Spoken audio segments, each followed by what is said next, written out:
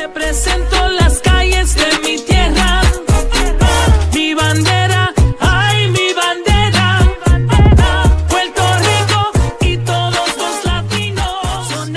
Sonamos donde quiera.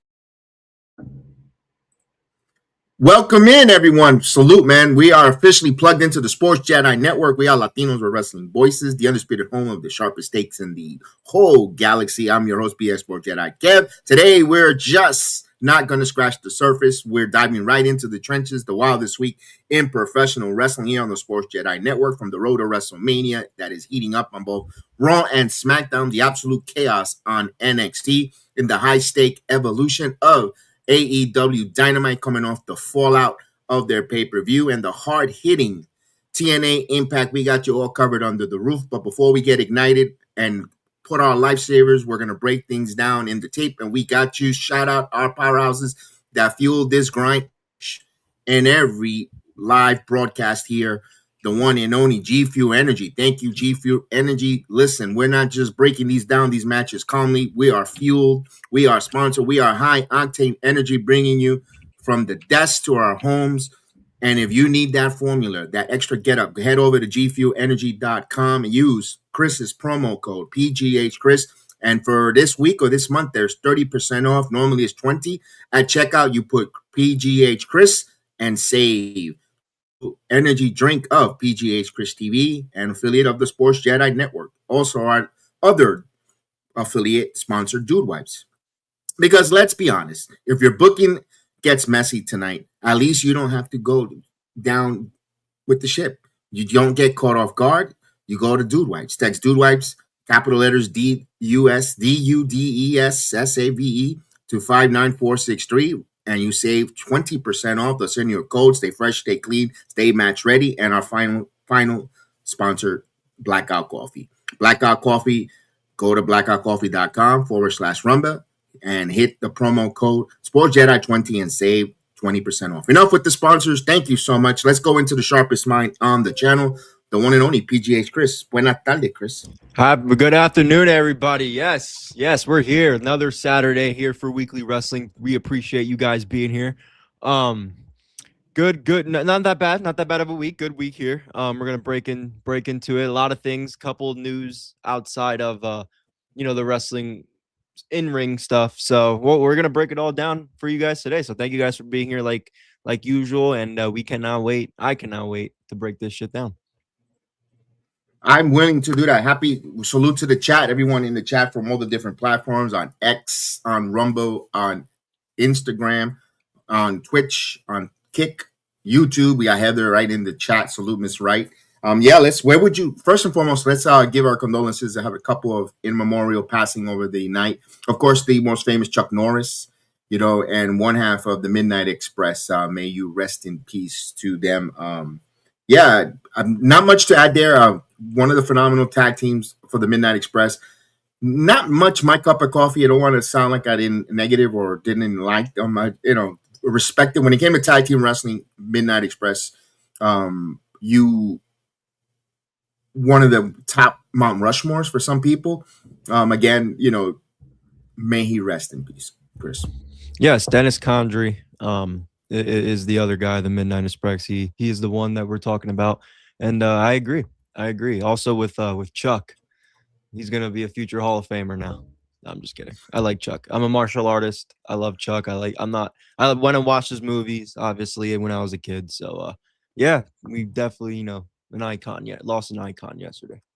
Different icons in the different realm of wrestling and in movie icons. They both were different. Not everyone's cup of coffee, but they were very impactful to their craft. So thoughts and prayers to the family that are losing the loved ones. It's not easy when you're not going to see them and say hello or mention or see them, ever again. That's until you see them eternity, if you believe in that, and afterlife. But rest in peace and prayers to the family and the fans that really affected by the loss of those two giants in the industry. So yes, indeed. That's sad, but of course, the one way you're going to live their legacy, watch their matches, watch their shows, and appreciate the artwork that they gave, whether it's on the wrestling mat or in the film industry, or like you said, in the martial arts. So good job there, for them. Icons in the 70s, 80s, and they their legacy will live on.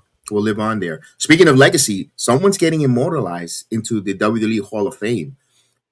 NBA legend Dennis Rodman and NWO legend Dennis Rodman. I'm gonna let you go first, Chris, because I'm gonna go on a little long. Look, I definitely think it's weird.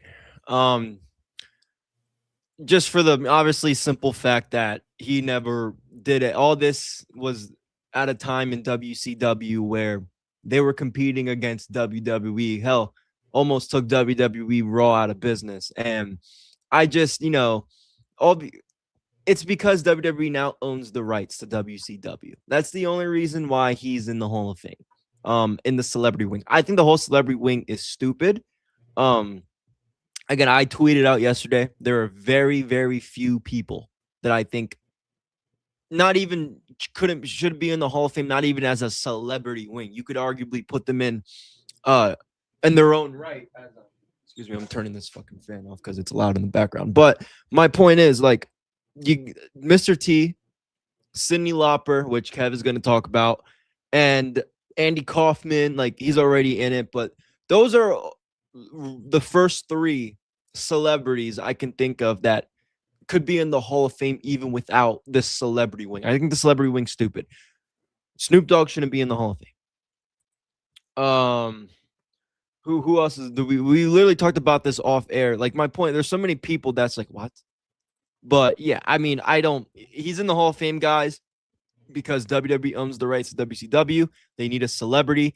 Weird, he appeared on AEW Collision not too long ago. I don't know. It's an entertainment. The Hall of Fame's just an entertainment thing anymore. It may be about giving people their flowers, but the selection's been odd the last couple of years.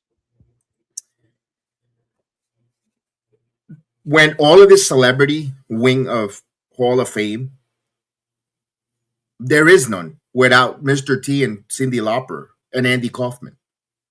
And the thing, Kaufman did it outside of the WWF umbrella, making it mainstream with Jerry the King Lawler from the, Tonight Show and so forth. The Rock and Wrestling connection with Captain Lou Albano, Cyndi Lauper, Randy Richter, all over MTV. Me growing up, and with my aunts who were kind of the babysitters that took us, me and my brother under their wing and watch us on Friday, Saturday nights. They were into the MTV watching video music, watching a lot of my music reference as a young kid. I always credit my grandfather getting me into professional wrestling and watching wrestling. Yes, but I also got to give credit to my aunts for the music video watching, where I got to see Cyndi Lauper and Captain Lou Albano. Isn't that the guy that's in the wrestling with the rubber bands? That's how I saw as a kid, and got me into watching even more wrestling and crossing over. And the impact of Cyndi Lauper not being in the Hall of Fame, baby, and I tweeted out, and you get the contrarians. I love these contrarians that don't have no factual. They just want to contrary and say that so-and-so, that she doesn't want to get in. She refused due to the fact that certain person in the Hall of Fame doesn't want to be in there and all that. Be honest with you, when they started the WWE Hall of Fame or WWF Hall of Fame, when Captain Lou Albano was elected into the Hall of Fame, she should have went in there. We shouldn't wait 46 or 42 years later, 40 plus years later, to even mention her or have a outrage for Cyndi Lauper to even be mentioned to be part of the Hall of Fame. That should have been a no-doubter either year one or year two. Because again, this doesn't get mainstream. You don't attract the Muhammad Ali's, the Billy Martins, the Liberace's, the Cyndi Lauper. If the mainstream don't get together as a group, going to Madison Square Garden, and now we have 40 plus years of this event where every wrestler from that point on, generational after generational, aspirations are to go and highlight or main event WrestleMania. Why is she not on this platform? Why is she not in the selected Hall of Fame? Regardless if you think it's a BS nonsense or whatever diminishing thoughts you have of the WWE Hall of Fame, still it's an honor. It's the top prestige in the industry, and she should be part of it. There shouldn't be no buts or if. She should be there. And it's a strategy because a tag team that should even been placed there years ago as well as Demolition. You know, they're finally getting in because of politicking. This is crazy because Dennis Rodman, I don't say he doesn't. I'm not saying he doesn't deserve to be in the Hall of Fame. He does, because what his contribution in the NWO, I believe he was one of the main eventers, teaming up with Diamond Dallas Page and so forth against Karl Malone and teaming up. Dennis Rodman belongs, but not before Cyndi Lauper, especially where everything lined up so well. Chris, she's having a residency in Las Vegas prior to WrestleMania, you know, or after WrestleMania, excuse me. And then, you know, prior to it was set up perfect. Why not make the invite extended? I have not seen any publications or any media or outlets saying that she declined and she doesn't want part. I have not seen that. And if there is, please make it, bring it out to the light. You know, if she said anything on interviews, bring it to the light, make it out there, and control the narrative of us. Look, I'm an old time WWF fan. I kind of want to see that, you know. Now I'm been supporting this project for years, for this product and this company, with all the different name changes from Titan Sports for you know, going public and all that. I kind of want to see Cyndi Lauper honored into the Hall of Fame. Well, first off, there is no solid evidence that she has declined an opportunity to be in the Hall of Fame. That's all fan speculation. That's all rumors because of what she might believe in. Now, again, those people could be right with their conspiracies, but nothing has been confirmed by her ever about that. I don't know why she's not in the Hall of Fame. I have nothing else to add. I agree. I didn't see Cyndi Lauper during that time, but she's an icon. Everybody knows her music, and she's, again, in the women's side, she's very responsible for making it mainstream when it comes to the female side, especially. So, yeah, she should be if they're doing a celebrity wing, she should have been what do they call it in the real sports? A first ballot, and she's not. Oh yeah. Yeah, and not even a sniff, a mention or a nothing. There's not a blur, not you know, it's and in a time in the 80s where she made Randy Richter famous, you know, Randy Richter would have just been another country young lady that, you know, that they weren't really emphasizing in the wrestling. Moolah, they brought Moolah back, and Moolah, from what I was told, was not a very nice person outside of the wrestling ring and during the wrestling. That's what I was told. She wasn't very likable, nice. And you have Cyndi Lauper. I mean, look at some of the videos, some of the Piper's Pits that with Cyndi Lauper, Captain Lou Albano, and so much interaction. And my God, it's just mind-boggling that she's not there, you know, you know, time after time, I wait for her to get inducted in the Hall of Fame. Yeah. I know you've been saying this since we first started doing this. That Cyndi Lauper should be in the Hall of Fame, as long as I've known you. So, and this is not just come by lately that I'm on that Cyndi Lauper or anti-WWE negative stuff. We've talked about this even privately, not even on air, about Hall of Fames and Cyndi Laupers. And I give you another name. Yeah. Rick Martel, not in the Hall of Fame. You're telling me, you know, not and that's a talent. All right, you want a talent for a different reason, but celebrities. The only thing I can think of, Pete Rose, is putting his head in between Kane's balls and getting tombstone, and he's in the Hall of Fame.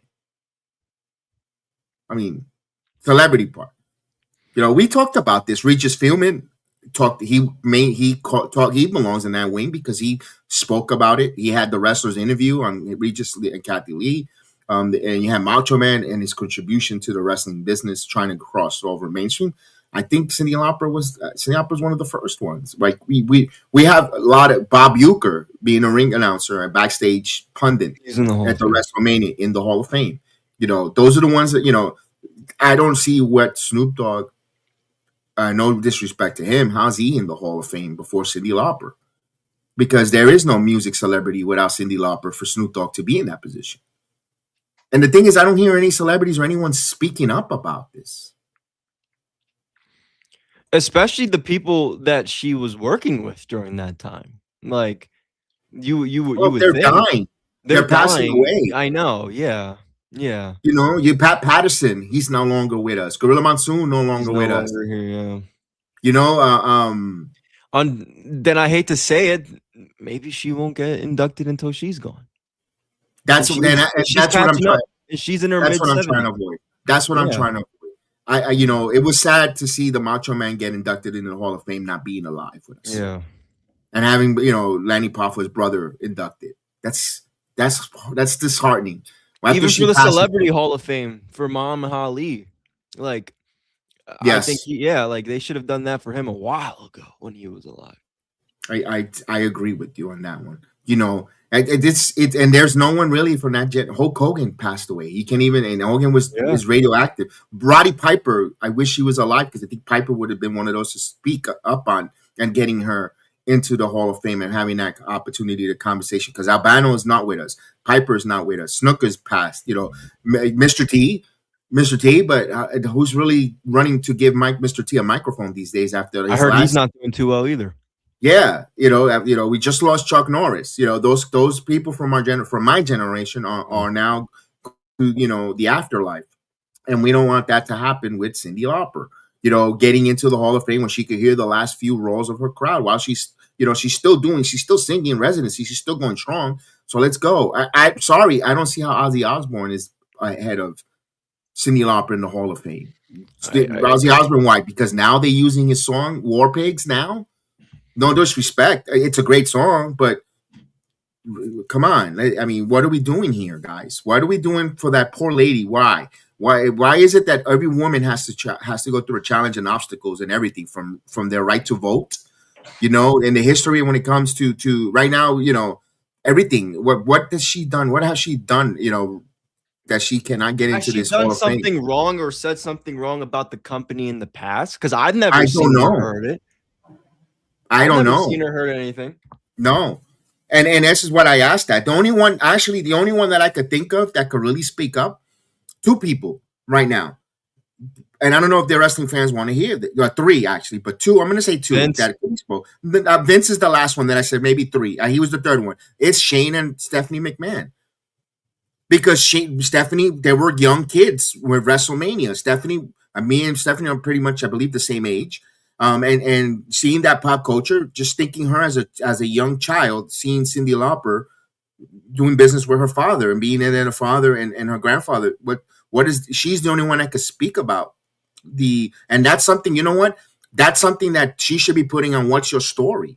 What's the story, Stephanie McMahon? Why is Cyndi Lauper not in the Hall of Fame? Why is the company not choosing to place her in there?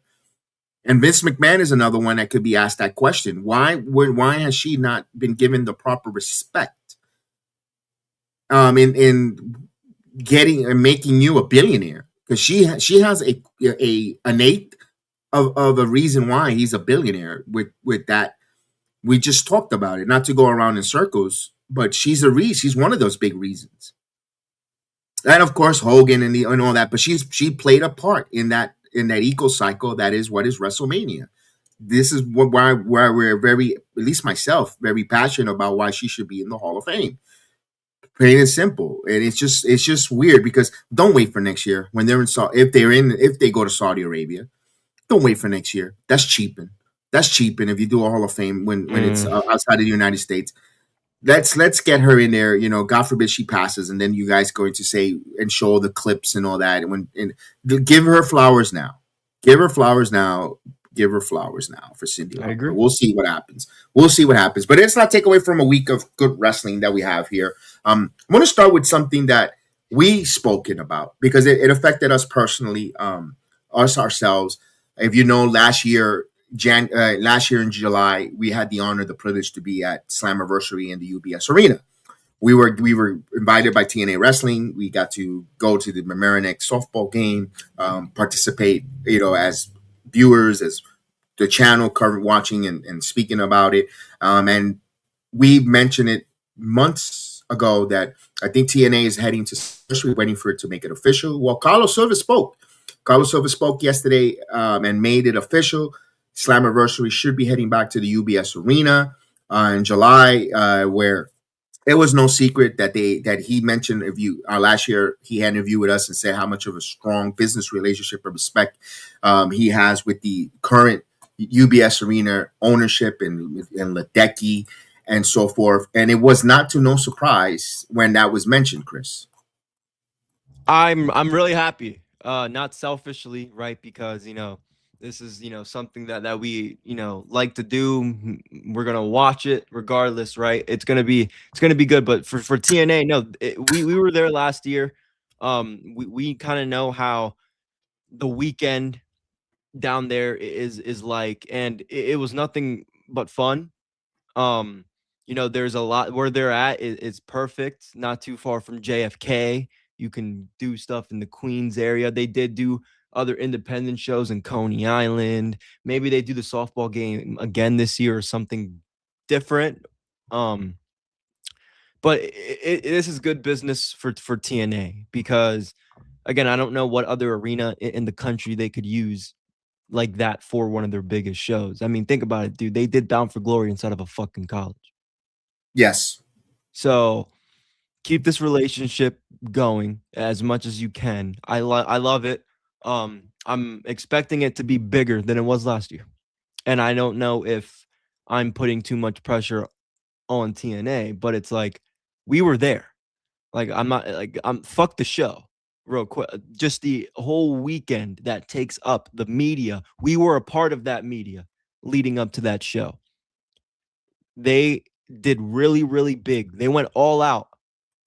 I wonder how it's going to be this year. I think they got to step up their game this year with it. I do. And I think they will. And I think they are. Mike Santana with that being said, Mike Santana has to walk in your fucking arena as UBS champion, as TNA champion inside the UBS arena, and he needs to walk out. Make up for us fans that were in that building. Me and Kev traveled all the way, and he came from Florida just to watch Santana get his heart broken. Don't do that again. Don't do that again. Especially if we are somehow in there. Don't do it again. Look, I appreciate the business side. Look, the UBS arena hockey season is wind down. Hopefully, if you're an Islander fan, they have a nice run in the playoffs here where the building, but let's face it, July, if not a lot of 2 concerts because they have Jones Beach where they do the outdoor concerts. There's a lot of stuff, around New City in July. That building is kind of not busy. Or it's a great opportunity to make that a wrestling staple for the UBS and TNA. Smart move by Scott Malkin and John Ledecky and Carlos Silva and Anthem Sports to get that arena. Great job there because we were there last year and the place is a beautiful place. It was very comfortable for us. The parking lot is not far. You could park your car and walk distance. Everything was really convenient. The Cross Island, if you want to go back if you're in the Bronx or if you're going to Manhattan, you could take, the airport, not bad area there, great area, very placed well strategically for Slammiversary. I hope they do bigger things. The card, like you said, Chris, they do great job with the media. We were privileged to be part of that media scrum. Media. We had Carlos Silva, we had Mike Santana leading up to it, and so forth, and led into all the interviews that we have with TNA and all the different talents. This past week we had a nice sit down with Tom Hannafin. I want to thank Tom Hannafin for allowing us to speak with him and having that conversation about upcoming PLEs with Sacrifice, Final Resolution, and so forth. Sacramento was announced here, with Tom Hannafin, and now with TNA growing, making that a staple for UBS Arena. Hopefully they can sell out and get 8,000 now. You have a goal at 7,000 plus. Now let's get 8,000. You set the card up, get everything going. Now that you see great things happening for TNA Wrestling with iHeartMedia, what's going to happen? What are they going to do? Are they going to be certain TNA-centric podcasts? We would love to be part of that. Work with it. I'm going to shoot this. I'm not going to sugarcoat it. We would love to do something, give us a co-host with one of the TNA talents, and we'll love to do something TNA Wrestling. We waved the flag before when they were Impact. And we're not just going to start saying and jump on the bandwagon. I'm not going to name call it, but there's people that are going to start trying to jump the bandwagon and love TNA all of a sudden. They can't even tell you who's a member of the system. Just plain and simple. And we want to express that TNA is continuing to do great things with their leadership. And let's go right into this Thursday TNA Impact Zone. Yeah. This is a really strong Impact real quick. Zone. Yes, real quick. For those people though, check out our resume. Exactly. Everything's right there on the channel. We've interviewed top of those talents in that company. People need to put some respect on our name. I'm gonna be honest. That's all I got. Go ahead. No, you said it. You said it well. You have said it well there. We put some respect on our name. We worked our ass off to get there. We don't have anyone in the insights or rubbing elbows, or we don't have to put no .net behind us. This is from work, from the boots, working our ass off, grounding, asking, getting a lot of rejections. Hey, would you like to? Or I'll be there, and they never show up. Yeah, we'll be on. Yeah, I'll interview, and they don't show up. We got a lot of rejections, but we also got some good stuff here. So I love it that how we continue to work our ass off, grinding and not taking no for an answer. And all at the end, if they're doing something with iHeartRadio, we already are on iHeartRadio with our audio platform. We would love to work for TNA together, some type. Talk about. We want to compete against Busted Open. Let's put it that way. We don't have the Hall of Famers or but maybe, even if it's at 10 o'clock at night, 11 on the fucking radio, you'll see what we can do with it. Yeah, give us an opportunity, and look, if you want to do something hour after they go over, we'll speak a whole hour of TNA Thursday Night Impact, not 10 minutes, and then go to the other company and talk about it like they do on with Salcedo over there. Nah. Not us. We're told TNA all the way through. And let's talk about this card here that we saw this Thursday. I want to go with the main event, Chris. Or the main closing segment. You know how we are very connected and very pro Mike Santana. I love the whole thing at the end. The whole sit down with Steve Macklin, where he tells him pretty much, you are the reason why you got this job. Now, Macklin playing some mind games, putting that drink on Santana right there. And when Santana grabbed it, I was like, please, Mike, don't throw it in his face. But Mike, just place it like a gentleman here. You have it. Your thoughts on the whole psychology of that sit down with Mike Santana and Steve Macklin, Chris? That was crazy.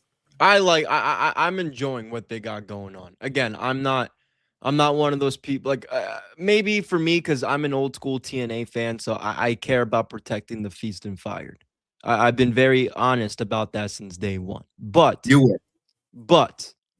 I'm enjoying the hell of what they're doing with Steve Macklin and Santana. I'm not even gonna sit here and lie. I think it's very, very good stuff. Again, I said this last week, and I'm gonna say it again. We don't really see this side of Steve Macklin. When we know Steve Macklin as that badass that just likes to fight. He just likes to fight. And this was very cinematic. I like the calmer tone, not really screaming at each other. We really got to listen to what those guys had to say. And this gets Steve Macklin elevated. His stock gets elevated. He gets elevated up to the main card when he probably should have been there a few months ago, before this. So I'm really liking it. I'm really liking it. Now we got to see where this all leads up to. At the end, but it's really good stuff, that especially from Steve Macklin, because we've seen these kind of cinematic stories from Santana, especially with Ali. Now we're kind of seeing Macklin do something a little bit different, kind of out of his comfort zone. I think it'd be fair that he would even agree with us that this is out of his comfort zone, really sitting down with a cinematic scene and really speaking your mind. And I love it. I think he's doing a great job at it. And I think they're doing a great job of putting this all together and at least trying to make sense of the whole feast and fire thing. They're making sense of it. Here's the one thing I got to credit. I gave it credit last week, and I'm going to continue giving it credit on my platform. As long as I have a voice, is the fact the Boots to Boots podcast with him and his wife, Deanna Purrazzo. If you haven't checked that out, please check out Boots to Boots with Steve Macklin and Deanna Purrazzo. Great insight. I always say go to the first 4 episodes to begin with. You get hooked immediately because they give you an insight on who they are, both Deanna as well as Macklin. And I think that helped them break out of a comfort zone and a shell that we're seeing him producing good television, great television, from the Feast and Fire on, with his character development. And it wasn't that it was never there, but now it feels like he's taking it to another level. He's just taking his character development and his in-ring as a personality to another level, which is fine, because some people might have said Macklin might have gotten a little bit stale in TNA. What's next? He's been this, and that. But now with that out of his comfort zone and tapping into this character development on AMC, it's just totally giving what Steve Macklin kind of needed, and now people want more of Macklin as this bona fide heel that's breathing down. Again, when we mentioned last anniversary, if Santana would have won that title, who was breathing down Santana's neck in July? He already just went through the whole system. He demolished the system. He got rid of AJ Francis on that Pittsburgh street fight. There was no one there. And then for us, it was a bitter pill to swallow. Santana's not there yet because there was no what next. Here, for Mike as world champion, he's got guys breathing down their neck. In a Steve Macklin, in a Eddie Edwards with the briefcase, Nick Nemeth with your call your shot. If you want, they can always heat up a Bear Brunson again and so forth, or even Kazarian. He didn't get his rematch. There's so many avenues they could go back to when it comes to TNA wrestling, where at the Slammiversary, you just had these fresh matchups if Santana would have won there. Sometimes we do, as fans, overreact at the moment, but then when you look at the whole grand scheme of things, stepping back, sometimes it is the right call. Regardless of the fact that I flew all the way from Orlando, Florida to the UBS to see my guy lose, but still, I digress, Chris. Yeah, no, I agree. But I'm excited to see what he even does going up to the UBS. Again, Nick Nemeth still makes that interesting with him having the Call Your Shot Cup. I would love to see those two in the main event at UBS. I'm gonna be honest. Even though it's a scary outcome, it's very 50-50. But that's what made it fun last year going. Even though Santana lost, right? We said the whole weekend we had it locked in, and then there was that one moment that nobody else saw but us or the people there at that softball game. It's like, let me ask you this. I kind of said, "Fuck, we shouldn't have game." No, I'm just kidding. Let me ask you this: do you would like to see Mike Santana as the champion heading into Slammiversary, or the on the chase? Walking into the champion, because I'm tired of him getting the chase. I'm sick of watching him do the chase. So I've seen it twice already. I'm glad you said that because I have it for a different reason. I don't want him. I want him walking as champion because I don't know if they could bottle up that magic with the Puerto Rican nation wanting to go behind him for Mike. It's not topping last year. That's what I'm saying. Yeah, that magic, no. they're not gonna get that same vibe or that same enthusiasm for people to want to go see Mike chasing. And maybe him as champion, yeah, they're gonna go support our guy. Yeah, our guy.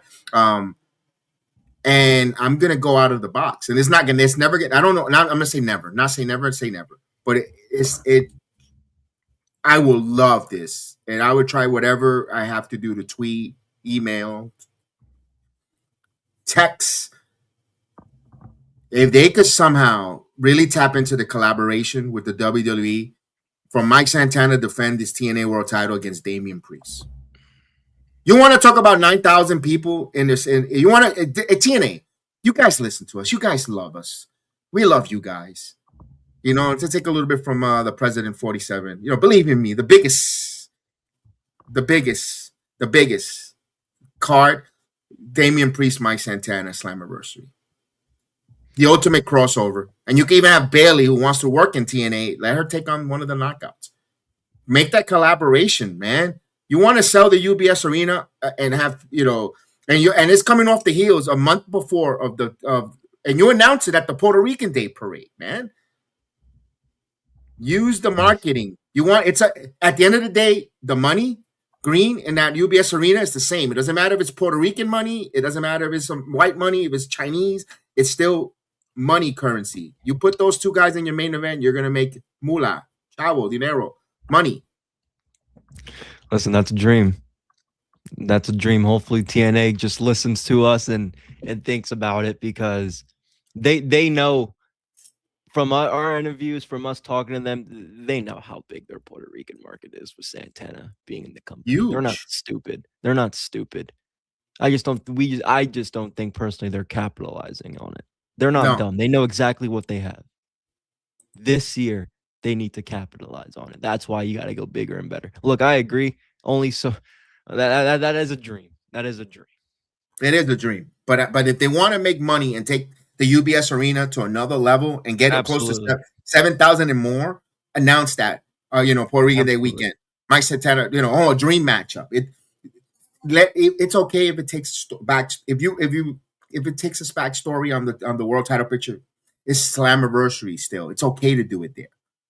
It's okay, where Damian, challenges something where if they're still tag team champions with R-Truth, because we're gonna get into that later, where they cross over by Truth thinks they're going to an event and Damian just follows him and they go to TNA by mistake, and it's something it could be done, Chris. It could be done storyline with work. It could be done. You want to sell the UBS arena, make that big match up there.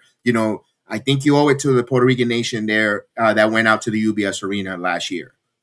I think you owe it there to them, because we were all disappointed. We had a lot of flags out there. We thought our guy was going to win. It was still the right storyline at the moment as we just finished breaking it down. But all those people left, a little bit down. Give us that. I did. Match. I left down. I left going. You dropped me off, and I was still kind of, ugh. I would love to see that. I would love to see that for TNA. So we'll see how that world picture sets up there. One thing that I did enjoy last Thursday was the tag team. The male tag teams, when we had the Righteous taking on the Nemeth. I didn't think they were going to have this much good chemistry. Ryan Nemeth continues to get better and better in the ring with more reps with his brother. You could tell that the Nemeths as a brother combination are having so much fun working together, and it reflects. It reflects on the action in the ring, the psychology. I was surprised that the Nemeth picked up the victory over the Righteous, but I did tell everyone, what are they doing with the Righteous? The Righteous can get heat up like this for those world titles once they turn on the Hardys again. As we say hello to Millennium Knob. Salute. Good afternoon, Millennium. Good afternoon. Yes. No, I agree. I thought it was a good match. Again, the Righteous are slowly becoming one of my favorite tag teams here, but I'm surprised. Ryan Nemeth barely gets good, credible pinfall wins in these tag team matches. You would expect it to be Nick. So I do like this for my guy Ryan, which he is my guy. We do talk. So he is my guy. But I don't think it hurts Ryan. It doesn't hurt to give Ryan a little bit more credibility. After all he did with Mariah Sadeh, Jakara Jackson, can you at least give him some good, credible wins against credible opponents? So I like that they're doing that. But the Righteous, I think they're going to, this doesn't hurt them. I think this is just a minor set down on their path to the Hardys again. Maybe those three together in a match, maybe the Nemeths go back for it. I don't see that happening just because of Nick's call your shot. I think he has something bigger and better in the next couple of months. So I still think, this doesn't hurt to give the Nemeths a win, and then the Righteous will find their way back to the Hardys and maybe even beat them. Maybe we'll see, because that tag team division with the Hardys, so forth. We'll see where it goes. Like you said, the Righteous, the System, number one contenders as well. Speaking of the System, in a match that it was a quick to the point, was Moose taking on Brian Myers with Alicia Edwards on the side of Moose, where the match was a quick one where Santino comes out to ban the System from the ring. Eddie Edwards was forced to, and company Bear Brunson, Cedric to leave. And that momentary distraction where Myers took his eye off the ball, the bell rings, Moose with the spear. Here, 1, 2, 3. Look, I know it's not October, September, but a good old squash match, doesn't hurt. And I didn't think less of Myers losing. I just thought that's the dominance of Moose. Right, and the whole thing is Moose getting the revenge on the System.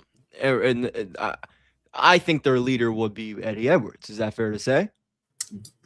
So yes. I think, that's ultimately where this is going to lead. And I do think we'll sacrifices next week, which I will be here doing the watch along with you guys on the Rumble. But we don't know if they're going to have a match at Sacrifice, if it's anything like that. So maybe at Sacrifice again, because you know how TNA likes to pull a little bit of like the AEW pool, where they'll announce a match or two right before the show or the day before, the Thursday, whatever. So this is Friday, right? This Friday, correct. Yeah, so it's one of those PLE type of things. So I think they could do this. Maybe Alicia even turns on a Moose, and then she does realign herself back with her husband. But I do think that's coming down the road. I'm just curious now when that's actually going to take place. Because I think this is just Moose slowly dominating system members to get to Eddie. I think that happens. I think Alicia's turn on Moose happens when Eddie Edwards takes on Moose. When those two collide there, right, yeah, that's what I'm saying. So if the match gets announced for like Sacrifice, because like I said, they like to do the last minute thing sometimes.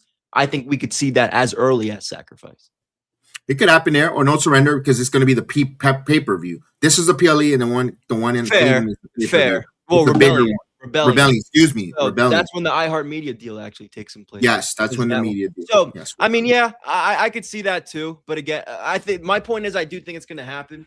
And I think it would make for good storyline, especially when it's like Moose was like, yo, you were about to leave, and I walked in and basically told your ass to sign that contract. What the hell? And you just, betrayed me in a sense. So I think they have that there for it to work. There's a lot of storyline there when it comes to the whole system, Moose breaking away from Moose, all that stuff, and so forth. Interesting to see where all that leads to.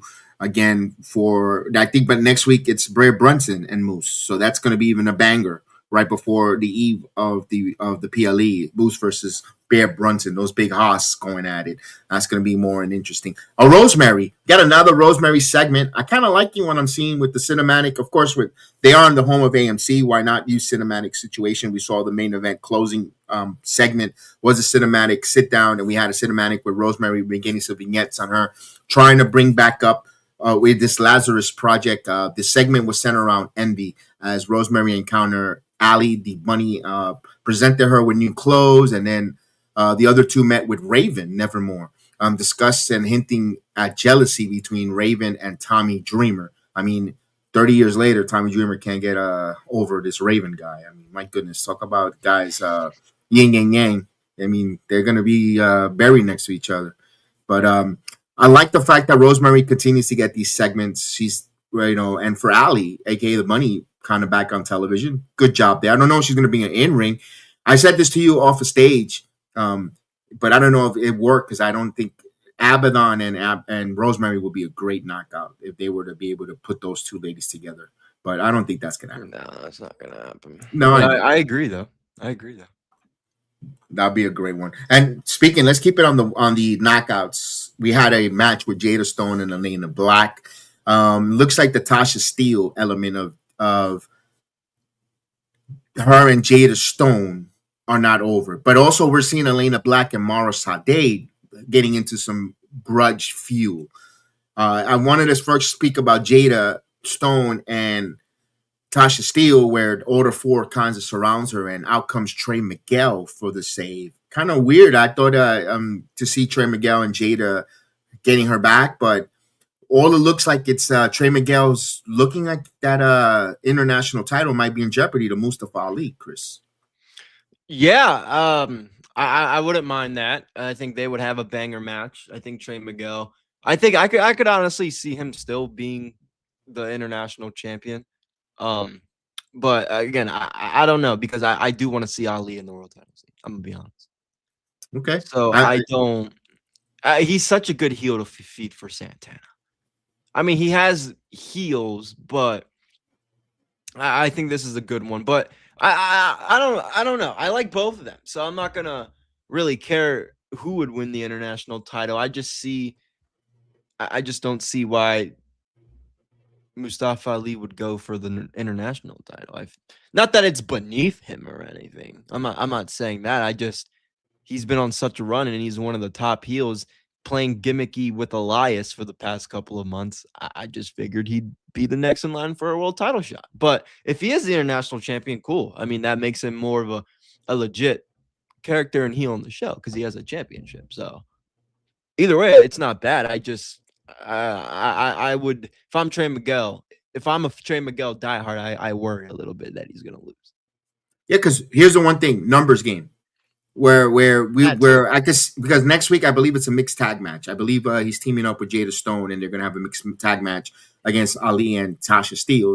But here's where if there's a promo where Miguel says, "I know how it feels to be a lone wolf and be left by your friends," so they could lean into that, even if the numbers game, even if and I don't need my friends to defend the international title against all 4U. So, something along those lines. I paraphrase, but they could lean into that storyline with Trey Miguel, make Trey Miguel a little stronger. And I don't think it hurts Mustafa Ali because when it comes to the world title fiend, he could actually call your shot next year, at the end of the year, concluding the year. I've said it by the end of the year, start of 2027, end of 2026, I could see Ali as your TNA world champion. I said that plenty of times on the video towards the ending. So that's another opportunity where they could put him back in that call your shot, or some type of feast of famine when he gets feast of fire, where he could get a briefcase. Who knows on that there? But I wanted to speak. We're going to stick on the knockouts topics.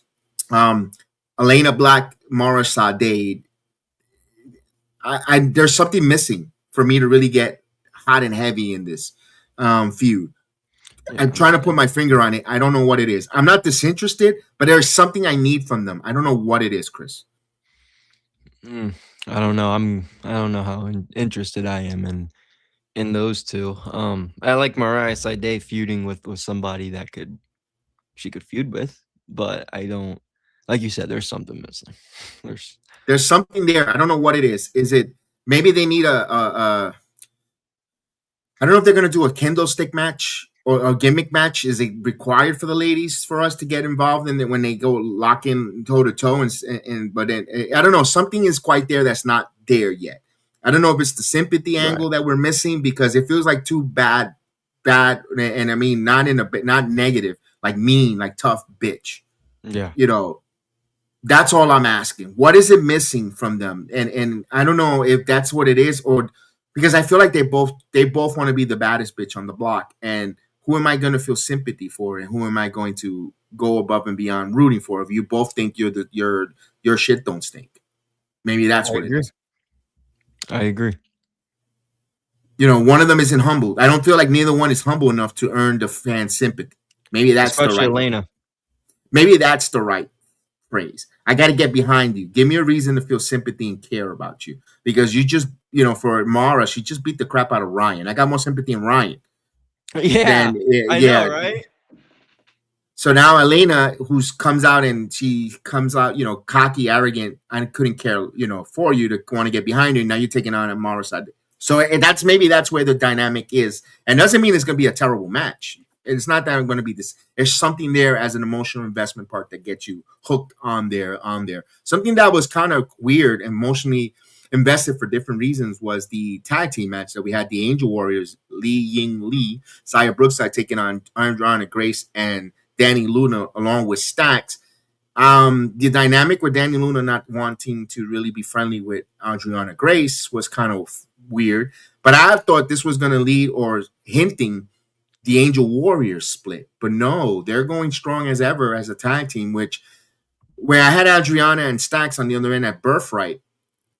Xia Brookside is also a second generation wrestler, which we all been saying Xia could use a little bit of a character switch up. But then I say this, Chris, we have a lot of heels. We just spoke about Mara Sade and Elena Black being kind of heelish, and we had Danny Luna. You have Rosemary. Could there be too many female heels in the company? Not enough babyface? No, there's too many female tag teams for no reason. Okay.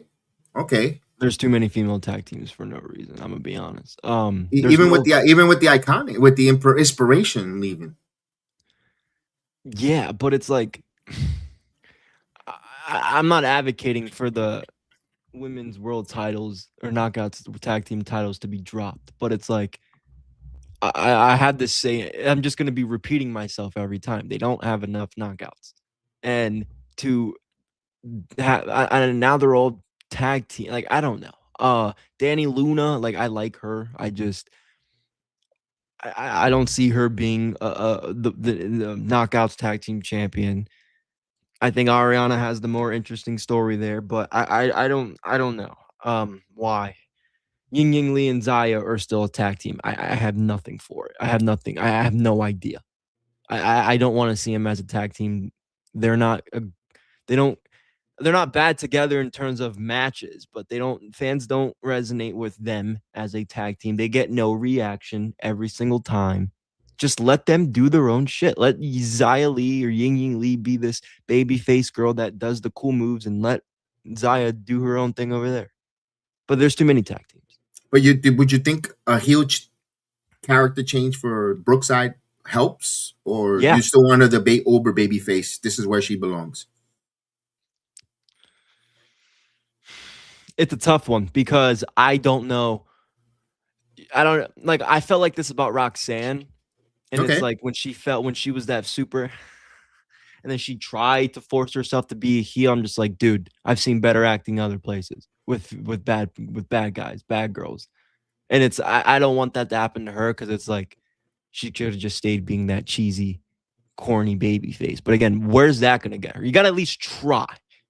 So I still like my answer where it's like split them up. Okay. That's why Because, that's why, you know why I said the birthright, because that they could help pull something out of Brookside, Yeah, because I agree. there's some truth. There's truth to that. You're a second generation wrestler. Yeah. We should be, we should kind of lead into a little bit of nepotism into the storyline when it comes to Brookside and get that edge, that even heel gets her edge. probably more screevy time on NXT. That's exactly why I wanted to do. I kind of would love to see her toe that line on that from at least the TNA side of the birthright, where Right. when they cross over, they have an ally there, another second generation ally wrestler there. That's why I kind of would like to see that, where it could cross over and interact and so forth, and it could probably give that edge, where heck, Brookside, let's say it catches fire. Wouldn't mind seeing her with a speed title, at the moment, because I know some who mentioned, was it yourself or someone mentioned on our platform, they, instead of the tag team knockouts, they should have like a mid card for the women. But I'm like, I don't know. That was you. No, that was you. That was me that said that, but then I took it back right away. Okay. Because I still stuck to my original plan or my original thought where it's like, well, if they don't even have anybody carry their main title, who the fuck's going to carry a mid card? Right. That's why I took it back. I did suggest that, yes, but I kind of realized that wouldn't work.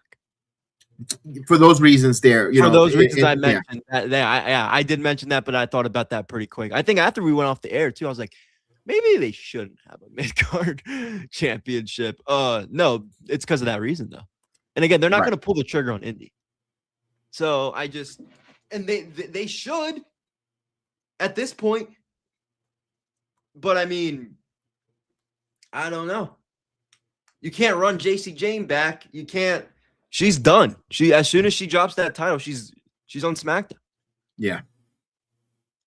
So none of the Elegance members interest me. I love you, Ash and M and Heather, but none of them singly. Maybe Maggie in the future, but none of them singly right now. No, that's the problem we have this conversation on when it comes to the knockouts. Yeah, again, what's her face? Masha Slamovich did it to herself. I don't feel bad for her at all. And her promo skills sucked, but she's the most badass, so she fucked herself over. I don't know. I feel like it's going to be repeat until we figure this out. And I'm not. Look, this is the best thing they could do, though, is have Ariana Grace as their tag team, as their champion. That's the best thing they could do. Especially with Santino. Now, it's just I don't know how I'm feeling like her, because it kind of does feel like 1 minute. I know she's not really on her dad's side, but it still kind of does feel like 1 minute she's like daddy's little girl at some points, and then Stax is making her be. I don't know. It's storyline though, Chris. We're talking about it. It's a nice storyline. That's why I'm waiting. When I go like that, that's why I'm waiting to see where this could go. Maybe Stax and Ariana break up on screen, and then she realizes, I'm not choosing you over my father. So that's why I'm going. So maybe I could see where this, goes. But right now, it's kind of like, okay, like let's see what more do we have? You know what I mean? One thing I got to say that I got to give a lot of flowers and credit. And I know everyone gets upset when TNA wrestlers hold NXT titles, vice versa. You were one of those people that were very upset when they were. But Adriana in ring much more sharper than when she went. Listen, I watched her come up and level up. I seen her and level up you know, and dark and NXT live shows where she would come out, and when she started the waving, the Miss Pageant stuff, not a lot of in ring more holds. And now last night on the Impact, and I said this here, sometimes it's okay to allow certain talents to hold the world title, give them a title run, because it boosts their level of confidence. And you see that with Adriana Grace as champion, the way she's conducting herself in the ring and her movesets with confidence, because she's the champ. She has to raise her level of expectation. I saw that with her. I saw that with JC Jane. I've seen that with other talents when they hold the world title. You know, they held so forth.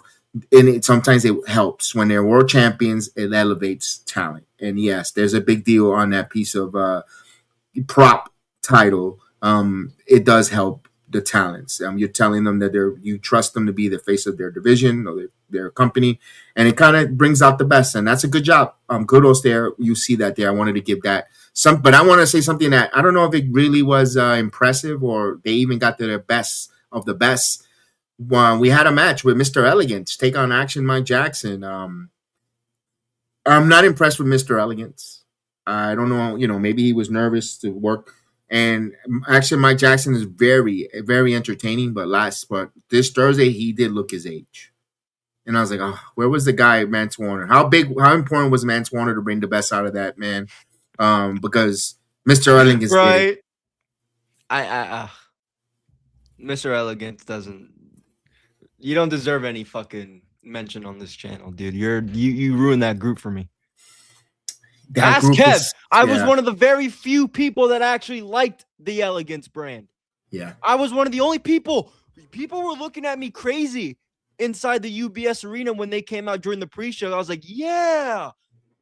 And that dude just ruined it for me. I don't even want to talk about them anymore because of him.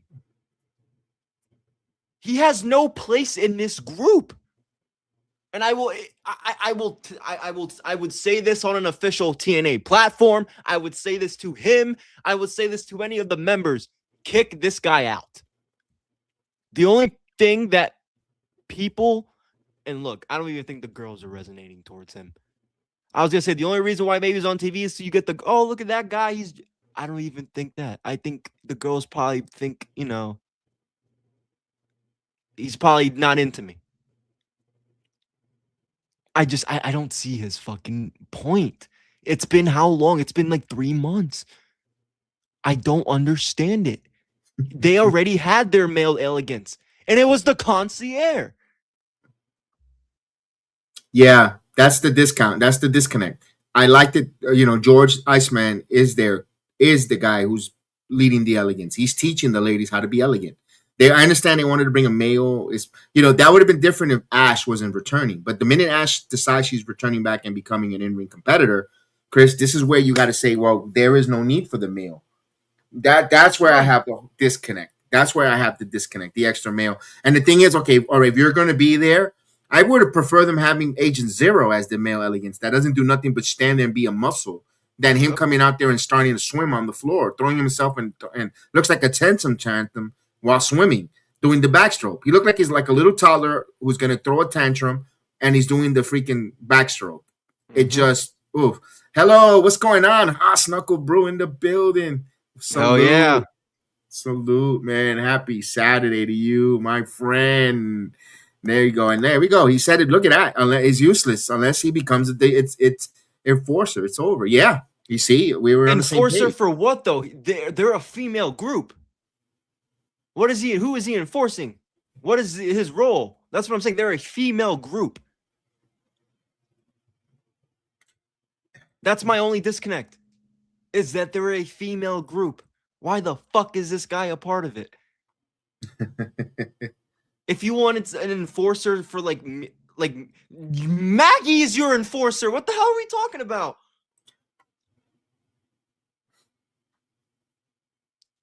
Disconnect, bro.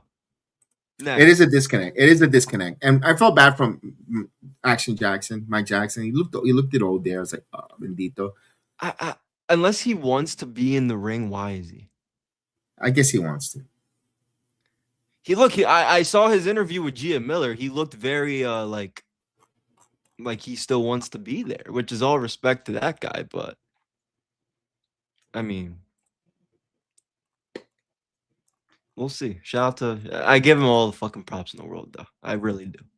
And we had the hometown man winning a cradle against Frankie Kazarian with AJ Francis on commentary. That's what one of the matches I wanted to mention. Just to honor every mention there. Elijah came out and appeared and strikes Kazarian with the guitar, but he hits instead hits AJ Francis. So AJ Francis and Elijah looks like they're in a collision course. They gave something else after Mance Warner's exit to the company for AJ Francis to do. For Elijah and AJ Francis, they're pretty sure that's going to be up for the PLE coming up. That's going to be a good one, and we'll be watching TNA Impact Wrestling.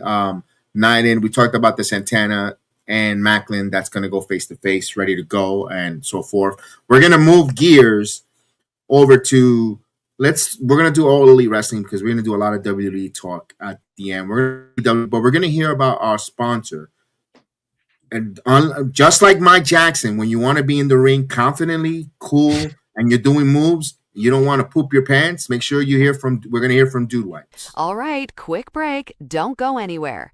This segment is sponsored by Dude Wipes. Whether you're grinding through work, hitting the gym, or locked in for a full night of wrestling, Dude Wipes help you stay fresh. Simple as that.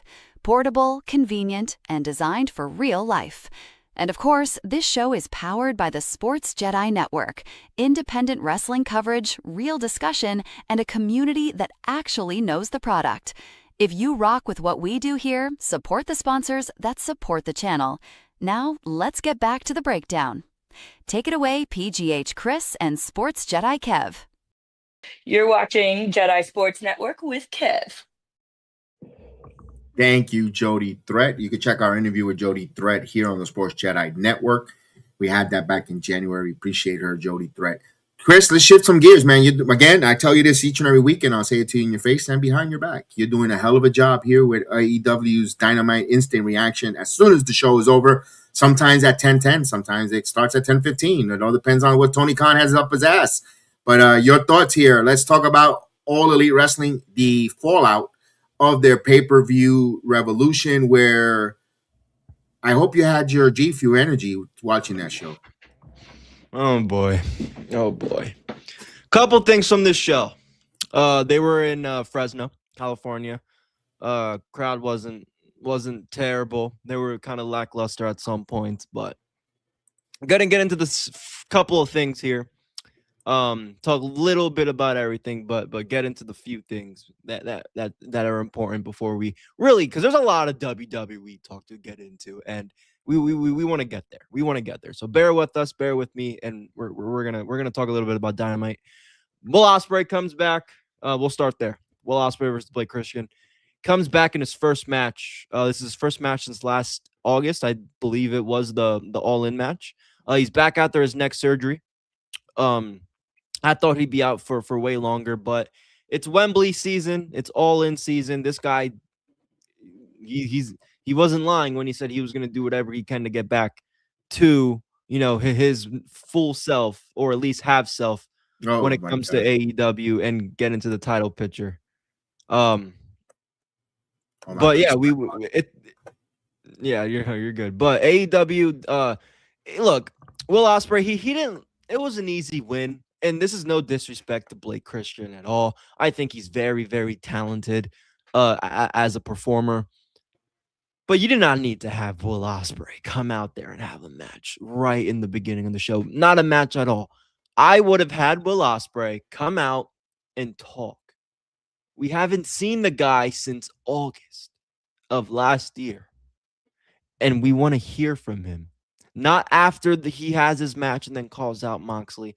Why is he back in AEW so quick? We know why, but I want to hear it from him. They didn't do that with me this Wednesday night. I didn't like the match. Will Ospreay didn't even look like the Will. And again, I'm not expecting him to. He just came back from freaking neck surgery. But if he was going to come back, he's not one of these guys that need to shake off the ring rust. He's not.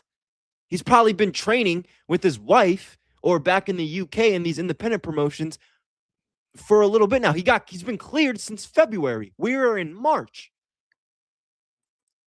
Why did you have to have this man go out and have a match instead of him cutting a promo to start the show? I did not like that to start Dynamite this week. Here's one I think when I did watch some of it. If you're going to have Will Ospreay have a match, his first ever match, again, this is something I give AEW a lot of hot credit, not bad credit, and I say they suck at it. Their placement of the card of the matches. You could have put Bucks, that 6-man with Dungleberry, that should have been your opener, and Will Ospreay. Have everyone in the arena anticipate, everybody watching on home, waiting for Will Ospreay's first match televised to close the show. You would have gotten an even bigger rating. You would have more retention of people watching and anticipating Will Ospreay closing out the show. Wow, Ospreay. Then he gets on the microphone and he could do whatever the hell happened with Moxley, go off the air with that cliffhanger, as you saw there. Yes. That should have been your main event. That should have been your closeout, because everybody's waiting forever for Hairspray to get back. And then here's the one thing that kills me. All right, if he's not wrestling himself, but why did you allow this spot to happen? Oh, yeah. Why? He just came back agree. from surgery. What is wrong with this company? I agree. Do they communicate? Do they talk? Do they know the freaking? That's why everyone out there is out for themselves. A bunch of mercenaries behind a billionaire little frat boy that don't give a shit because they don't even communicate, and everybody's one up one another. Why is Blake Christian DDTing him on the outside? There is no reason for him. You protect him. No, you're not doing that spot. I agree. I agree. And there was no need for that spot. Again, Tony Khan, it's obvious, of the art of striking when the iron's hot. Revolution is cooked. He gives us a mid-show. And that's why I talked about this on Wednesday. I wasn't expecting this show to be great. They just can't follow up. I'm going to accept now every time that All Elite Wrestling has a show, I'm just going to have in mind, or pay-per-view, I'm just going to have on my notes, this show was mid, this show sucked. Because now I know this is what they're giving us after good pay-per-views, chat. Now I know what they're doing. But I agree. We didn't need to see him at all. It would have been better. And if they were going to start off with Will Ospreay, I know, and I agree, that should have went off the air if he was going to have a match. But if they wanted him to start the show off, he shouldn't have wrestled. He should have got the mic and then spoke. But anyway, you know. And then you have them, Kenny gets attacked by Pac. That's probably going to lead a match to Dynasty. And I like that they're telling the story. Death Riders were the ones that injured him. Great, love it. But how? And all because you wanted to bleed into the match with and you made the gun club look like clowns because no one cared about their injuries. Will Ospreay still fighting Pac like the Chicken and Peter Griffin. It just felt it was all over the place. Yeah, speaking of that match, man, I'm so pissed off that Austin Gunn wasn't wrestling. How the fuck is Austin Gunn still not wrestling? There's no way Colton's hurt still. And even if he is, no disrespect to Ace Austin, because this was good. We finally saw Ace Austin on Dynamite. I'm not taking that negative out. But what I am saying is, why isn't this Juice Robinson and Colton Gunn? Or excuse me, Austin Gunn. We want to see Austin Gunn. He's the original Bang Bang Gang. Ace Austin just joined. I don't understand. It wasn't a bad match. Again, we knew Moxley and Wheeler Yuta were gonna win. I'm actually surprised Yuta got the pin, but still, Ace Austin and Juice Robinson, they're a collision group. They're not on Dynamite as much. I think Juice is great. I don't know why he's not featured more. And I can understand why with Austin, because his tag team partner is not there, but he's good, bro. I want to see the Guns. I want to see the Guns on AEW Dynamite. What are we doing? Ace Austin and Juice, nobody gave a shit. The crowd didn't give a shit. You got the wrong people together, TK. Wrong people. That company, listen, here's the theory. And I don't know if I could have waited to jump on Wednesday or I said, mate, because we're bearing the lead. Tony Storm being injured before the show started. And I say this, could it be that after the lackluster. Every time there's a pay-per-view, the Dynamite, the next show is always lackluster. Totally, they never follow up a strong pay-per-view, a good pay-per-view at all.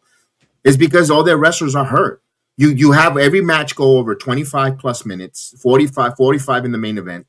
You do all these different tactics, all these different things, people bleeding, all that. They give you 100,000. You appreciate it because if you're spending $39.99 for the pay-per-view, $49 depending which platform you're using, you're gonna get pretty much your money's worth. Everyone says it, but then the next week on television, it pays the price because they always give you a bowl because no one could pass a health report or a protocol of concussion because they blow their loads on their pay-per-view.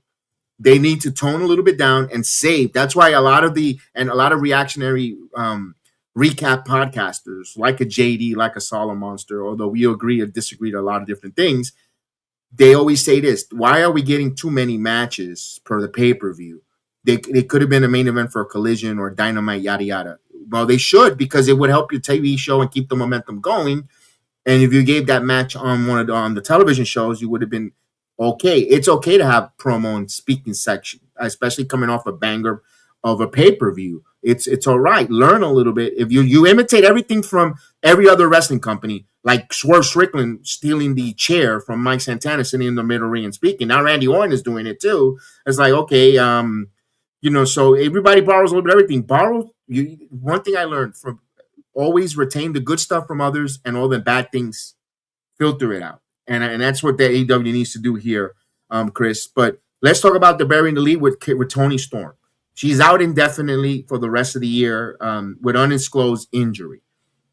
Let all the speculation swirl. We heard that from Naomi. Where's Naomi? She's expecting. If she's having a child and and Juice Robinson happened to slip one through the goalie, God bless them. No, as wrestling fans, you shouldn't be upset if they're trying to start a family. If that's the real case, if she's injured, I think Toni Storm needed anyway. It's a blessing in disguise. A little bit of TV time away from it's just going to revigorate her, and it's going to make you appreciate her when she does return to AEW TV. Yeah, she's kind of been drying out a little bit.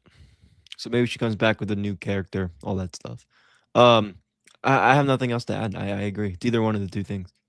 And who attacked that? To me, as soon as I saw Mina, I said Mina attacked her. I said Mina ones that took her out. It was Mina right there. You could tell because she's going to benefit the most of Toni Storm being out injured. So I guess, yeah, so that confirms that the Rousey thing was just a one-off. Yeah. Or, that's, I want to talk more Dynamite, but the AEW is not having a good PR week.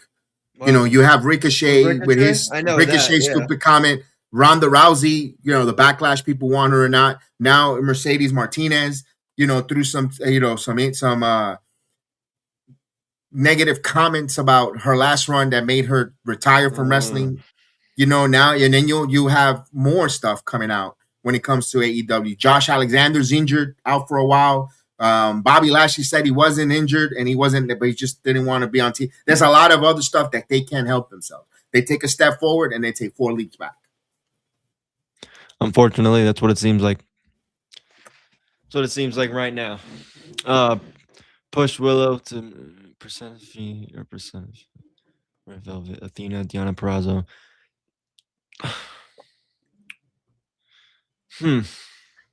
You know what's the problem with that comment? And I like what you're saying, but how are you going to get all these ladies over at 9:20 each Wednesday? It's tough. Yeah, it's not tough. A lot of real estate. Not a lot of real estate at 9:20 for AEW Women Division. So if Mercedes comes back, Monet, that is, and if whoever they're gonna take that 9:20 spot. So maybe Mercedes comes back sooner.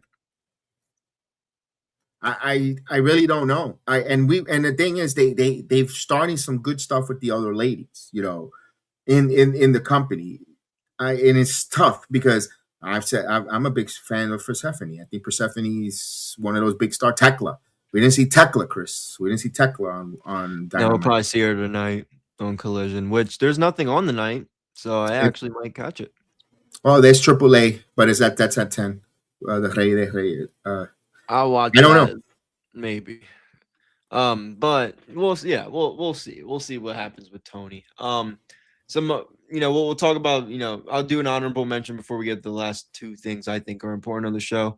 Speedball and Mark Davis. I think Speedball continues to have a hell of a career, singles matches on Dynamite and all that stuff.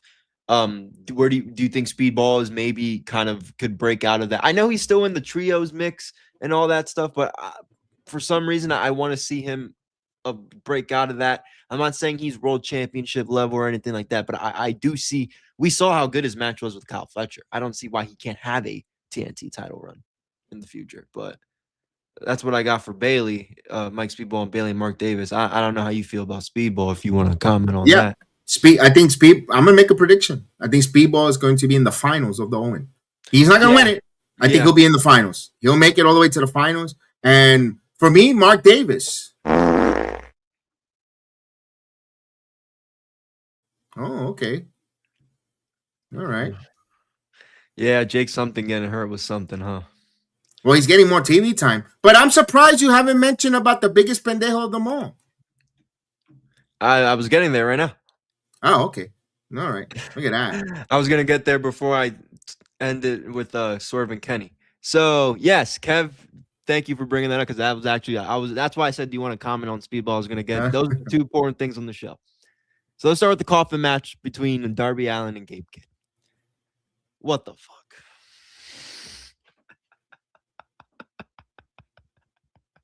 You gotta be kidding me. They start off in a movie scene type of area in the parking lot. Darby Allin flips the car over.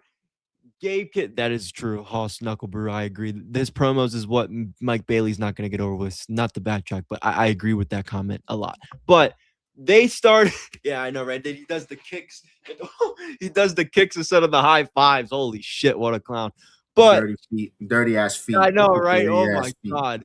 But no, dude, they had Darby. They both get in the fucking car, and then they go off the ramp. They get over. Darby comes out. Gabe Kidd comes out. The Excalibur's on the announce table. Oh, are we still gonna get this match? I don't know if we're gonna get this match. Next thing you know, the camera points to the curtains, and they come out and they start beating the shit out of each other. Fans chanted, "Holy shit! Holy shit! Holy shit!" Darby hit that scorpion death drop. We just saw a bloody match, Texas Death at Revolution, and they just couldn't fucking help themselves with Darby Allin, could they not, Kev? That's why I say this company, everybody cares for their own selves. They don't give a fuck about each other, rallying as a group and all for one for all. Everybody wants to upstage. From the Bucks getting cut on the pay-per-view early, where you're gonna have a Texas Death Match, where the only color really should have been on purpose was the Texas Death Match, not the tag team match. Doing certain kickouts at one, you do it, I'm gonna do it too. No communication with producers, agents. No. Let's leave this so it can feel special. They're going to do another gimmick match because they just finished doing a pay-per-view of gimmick match on your main event, and you're doing a coffin match. Then here's one thing. Can we say this?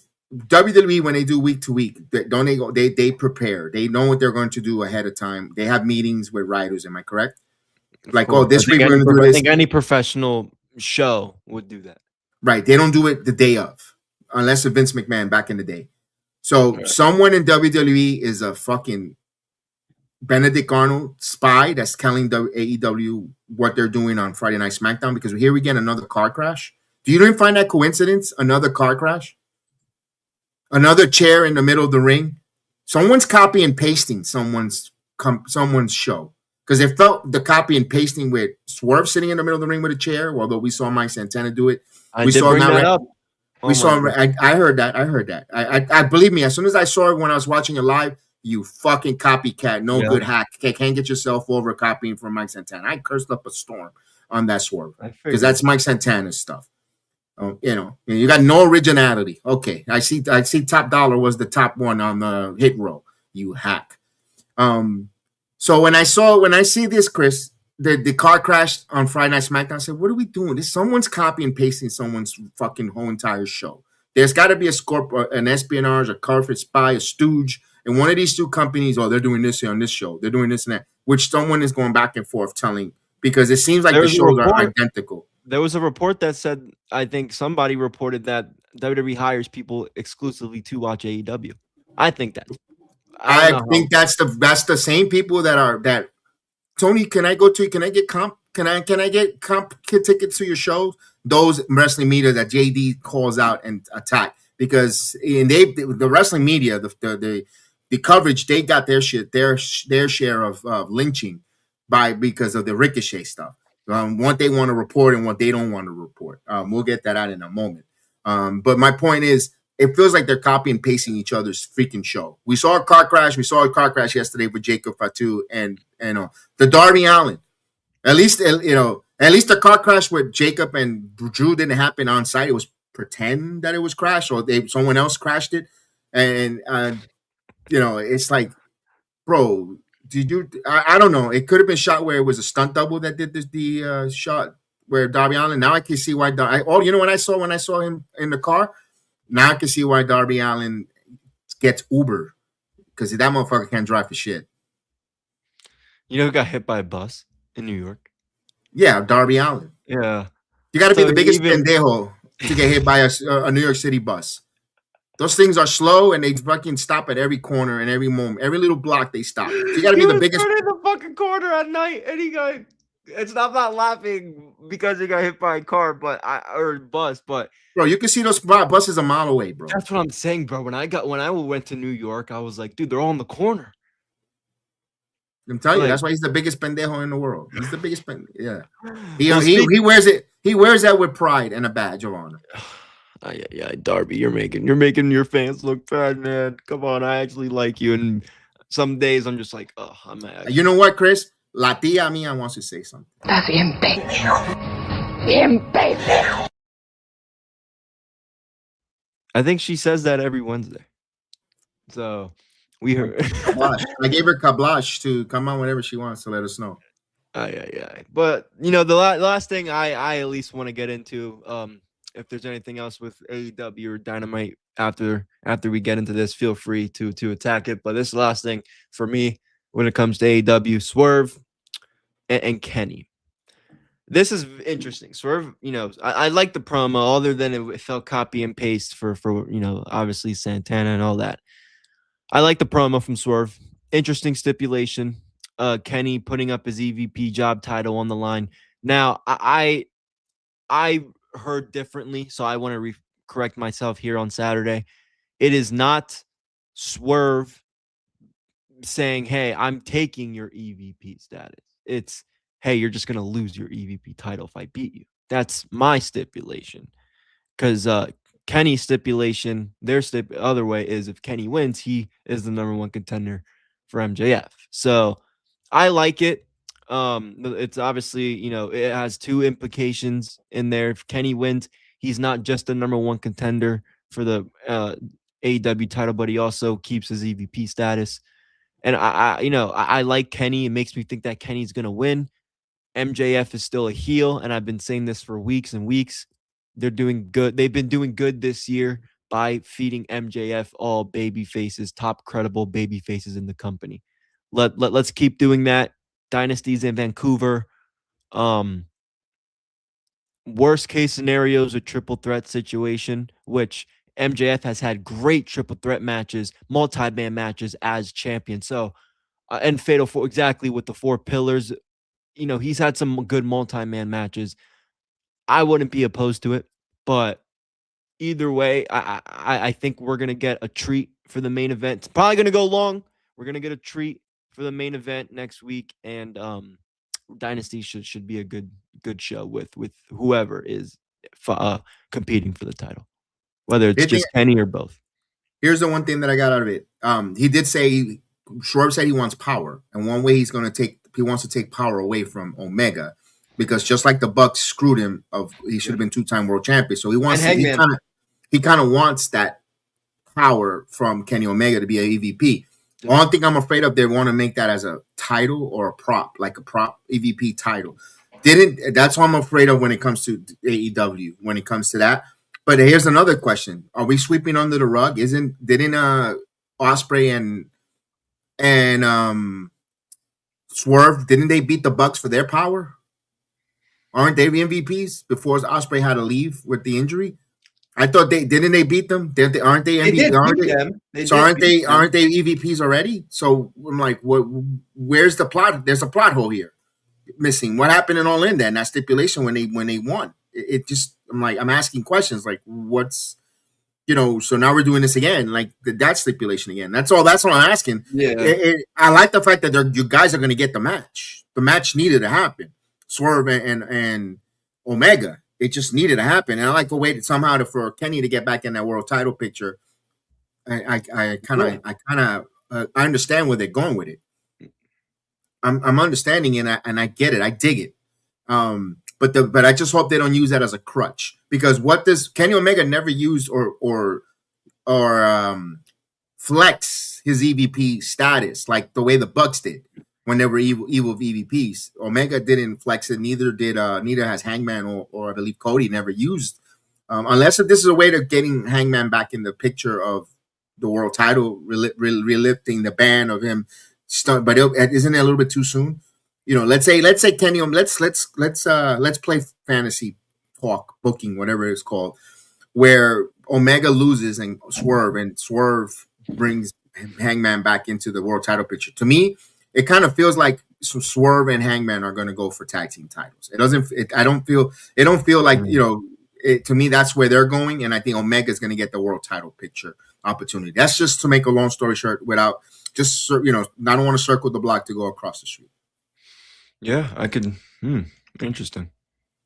I would be curious to see how they would set that up, considering how much animosity and all that stuff. I mean, Hangman burned his fucking house.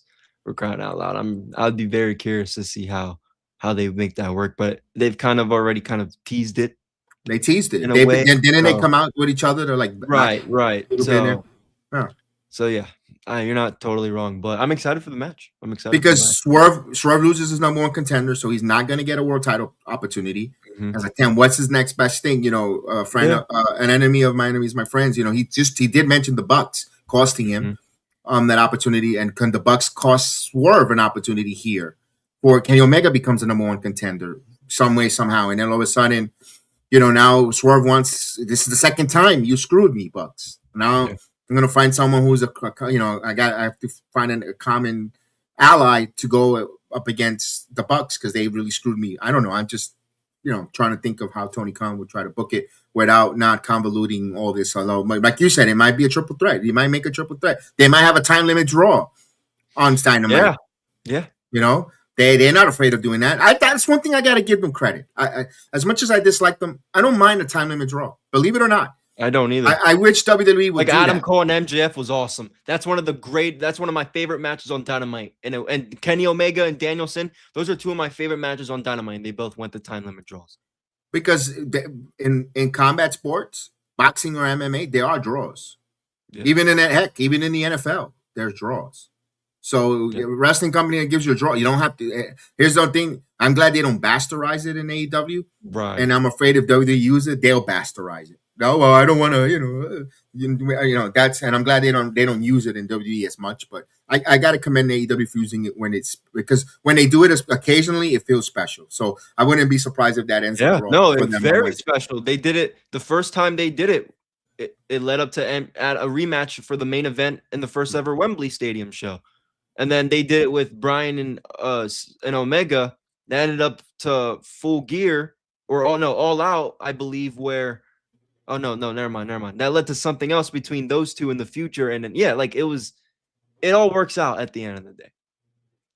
We'll see where it goes. They have a build for Dynasty on April 12th, the weekend before the WrestleMania weekend. So all eyes will be for them in Vancouver. But for this Wednesday, all eyes will be upon them. The crowd in Fresno sucked. That was a terrible crowd. Yeah, I agree. That was a really uber terrible crowd. Maybe because they were upset. They felt disappointed that no Tony Storm, but the ratings, I got to give credit. The ratings were high, but the show was uber And no terrible. MJF even on the show. So No, he did cut a promo backstage, which again, these wrestlers are injured. Not injured, but banged up and sore. You just had a 5.5 hour PLE or pay-per-view. Then you're gonna drive to Fresno, banged up and hurt. I mean, I'm surprised they got the roster. That's why I don't get it. Why not? Where's the Rascals? You signed the Rascals to this contract, 6 men, 3 men there. You don't use. You got other wrestlers in the company. You don't use. You don't see them. Where are they then? Story. You have a big roster. Let's go. It's just, this is what they wonder why, and we mentioned, because who could pass a concussion protocols if they're all going all out on their pay-per-view? It's just hard. You got to give your body. It's like Chris is like asking an NFL player, and you see it when they do Thursday night football. Not everyone is healthy if they play Sunday night football, and then they got to turn around and play Thursday night football. And a lot of times you get a lot of people in the injury list who don't play. Yeah, when they play Sundays and they're like, well, we got to go play again Thursday for Thursday night. Granted, they get a good break in between, but still. But then that's week 2, and that's what's happening. Happens a lot. Yeah, no, I know. I think that's what contributes to Dynamite. And it's a day late earlier, where the pay-per-view that bleeds into Monday. You're asking a lot for your wrestlers in that short amount of time to get back and healthy. And they're not even in their own beds. They're not even in a team facility. They're doing this on the road, because they're not flying back to their chiropractors or their doctors to Monday or Tuesday, because then they have to be Wednesday, in the city of Dynamite. So it's a tough one. That's probably why they're lackluster Dynamites following after a pay-per-view. Maybe that's why they're having an issue with that, but we'll see there. So we'll be all eyes for you Wednesday, man, when you come out with that reaction there. All right, we're going to shift gears here. I'm going to change the settings real quick, and then we'll go right in. We'll hear from our sponsor one more time, and then we'll do some WWE. And but no, let's stick on the AEW part that I wanted to talk about before we move on. Ricochet. We have to speak about Ricochet here. This is something where he had made a comment where a fan mentioned about his character development, or how bad or not a good character or promo, and he pretty much said to the young lady, "I'm glad you have a illness, a disease, an MS." Got a lot of backlash because he didn't apologize. He doubled down on it. Look, I'm in the big person who believes in forgive, but not forget. You got to forgive when it comes to Ricochet, but he's burning his bridges. We did a video here. I've told you that him and Samantha have been burning their bridges, becoming the internet IWC lowlifes. I don't think that should warrant him losing his job, Chris, but it doesn't look good when Trey Miguel said something 10 years prior to going to AEW, comment and apologize sincerely to the person on Facebook for that quote, and he got released. I mean, there's a double standard here, big time, Chris. Your thoughts? Yeah, of course. That's everywhere. There's a double standard everywhere in all businesses, whoever your top people are, especially in wrestling. But obviously, it's a tough one, because I don't condone, obviously, that a comment to that extreme. My thing is, like, it surprises me, but it doesn't, because ever since he's came to AEW, this is all he's been doing, is arguing with fans and kind of going out of pocket. I'm not defending Ricochet at all when I say this, but if somebody's sending you death threats every day to you and your wife, you wouldn't spaz out. That's why I don't think he should be fired. I don't condone it. I think he went too far. Right. But if somebody's sending me death threats, me or wife or whatever, I would, at some point, I'm going to snap. Right. And, he might have taken out those other frustrations. All this young lady said was, your acting sucks. So yes, it was the wrong comment to make that response about. But again, I'm not defending him. It was a wrong comment. Shouldn't have been made. No, the person didn't say anything extreme, but he's sick of it. He's sick of the people in his DMs sending all the death threats. And I agree. I think he should be suspended. I don't think he should be fired, but I do think he should be taken off TV for a good amount of time. Dude, they made Sammy Guevara, because of his comments about Mercedes before he even joined, they made a bunch of these people do like training or classes for their actions. Like, put Ricochet in that, and then it's like, now I see why they haven't brought. I know why Samantha. It's because of her contract. But for whatever, when that ends, this, Samantha, I kind of see why, if they're extending it a little longer, if AEW, they don't want Samantha on TV because she likes to go back at fans.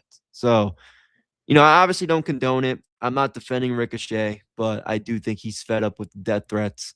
I do think he's fed up with everything since he's came up to AEW. Doesn't surprise me. I just think he took it too far for this time. I don't think he should be fired, but I agree with Millennial. He should receive a suspension. And maybe tone it down a little bit. I don't know. But I don't want to say I see where he comes from, because again, that comment to an extreme I don't condone, no matter what anyone says to me, unless but it's, for some reason I want to say, like, he's just fed up with all the people coming at him, and he just took it too far.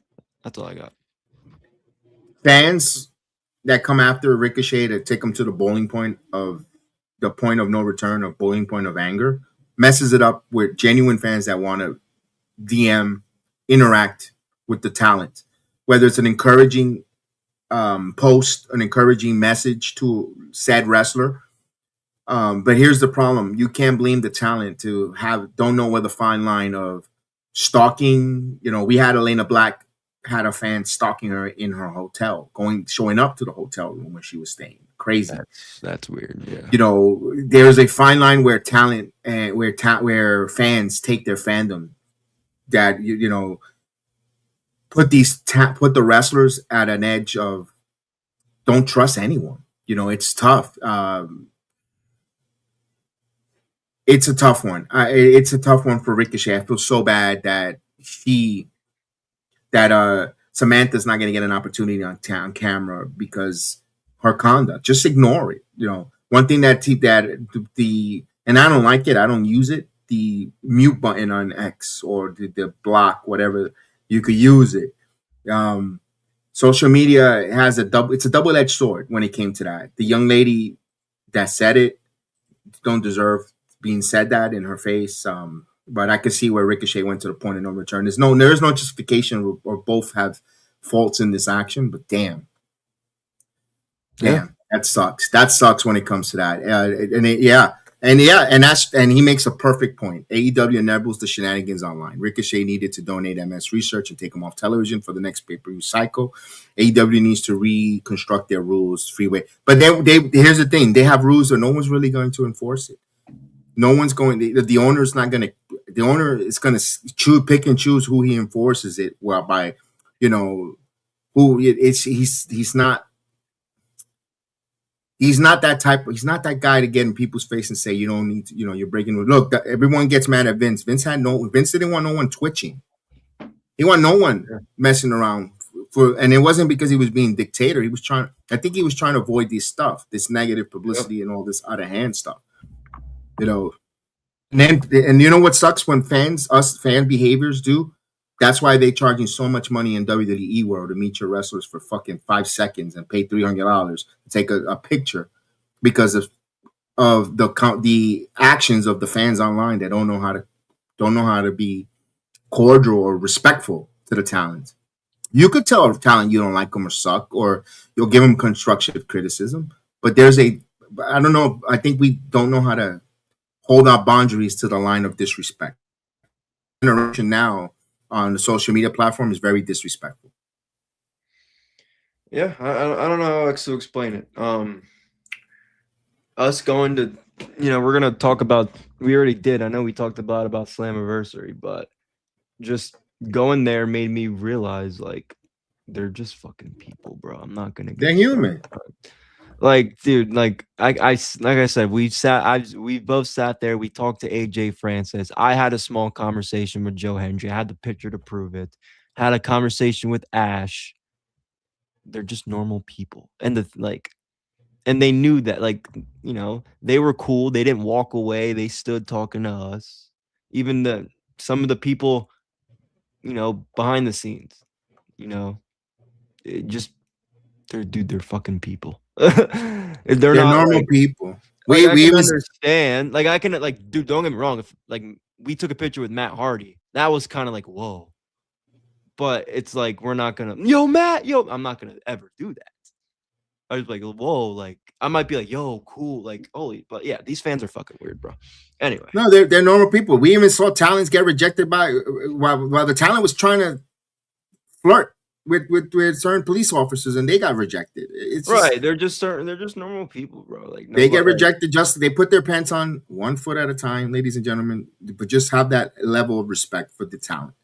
If you see them out and about in the wild, you could say hello, blah blah blah. If they were cordial and they give you a picture, fine. If they choose not to give you a picture or the time of day, doesn't mean that you attack them and lambast them. You don't know what's going on in their head at that moment. Just let it go. That's the best way.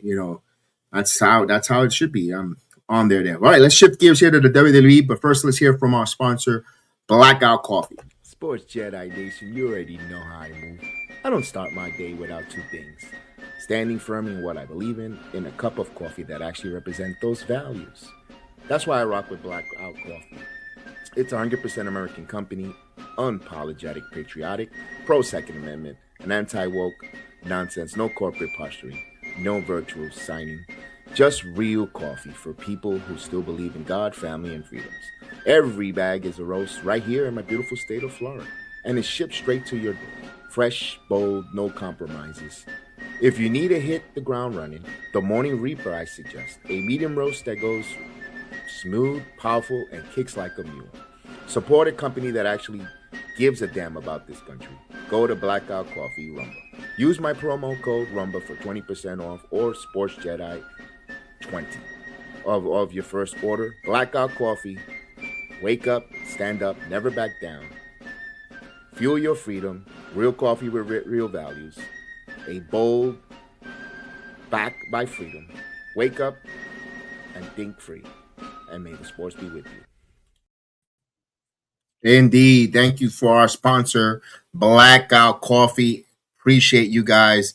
And of course, I want to thank Frederick McCullen. Frederick McCullen was the new purchaser of some Blackout Coffee who took advantage and used our promo code. So thank you, Frederick. Appreciate you.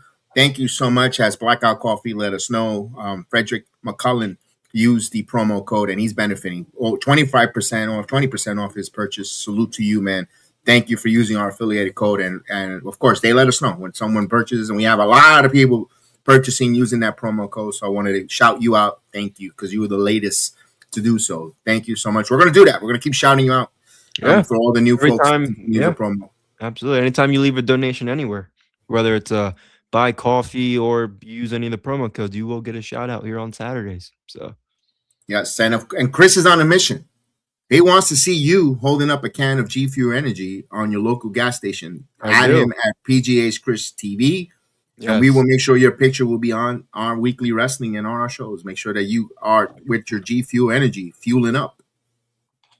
Of course, bro. You can find your dude wipes right there, too. So every time you see dude wipes at your freaking Walmart, tag us. And remember who had the partnership first. It wasn't WWE. It was the Sports Jedi Network. That's right. We were before. We were affiliated with them prior to, and of course, use that promo code and save 20% off. I'll put that on the video description. It's on the video description, and we'll get that going for you guys. 20% off on all your online orders. So from the medicated wipes to scent bombs to all the different things, make sure you use dude wipes. Make sure you don't want that embarrassing stench when you have company coming over. Make sure. There we go. There you go. 59463. You text all in capital letters, dude, save 20, and they'll send you a code on your checkout.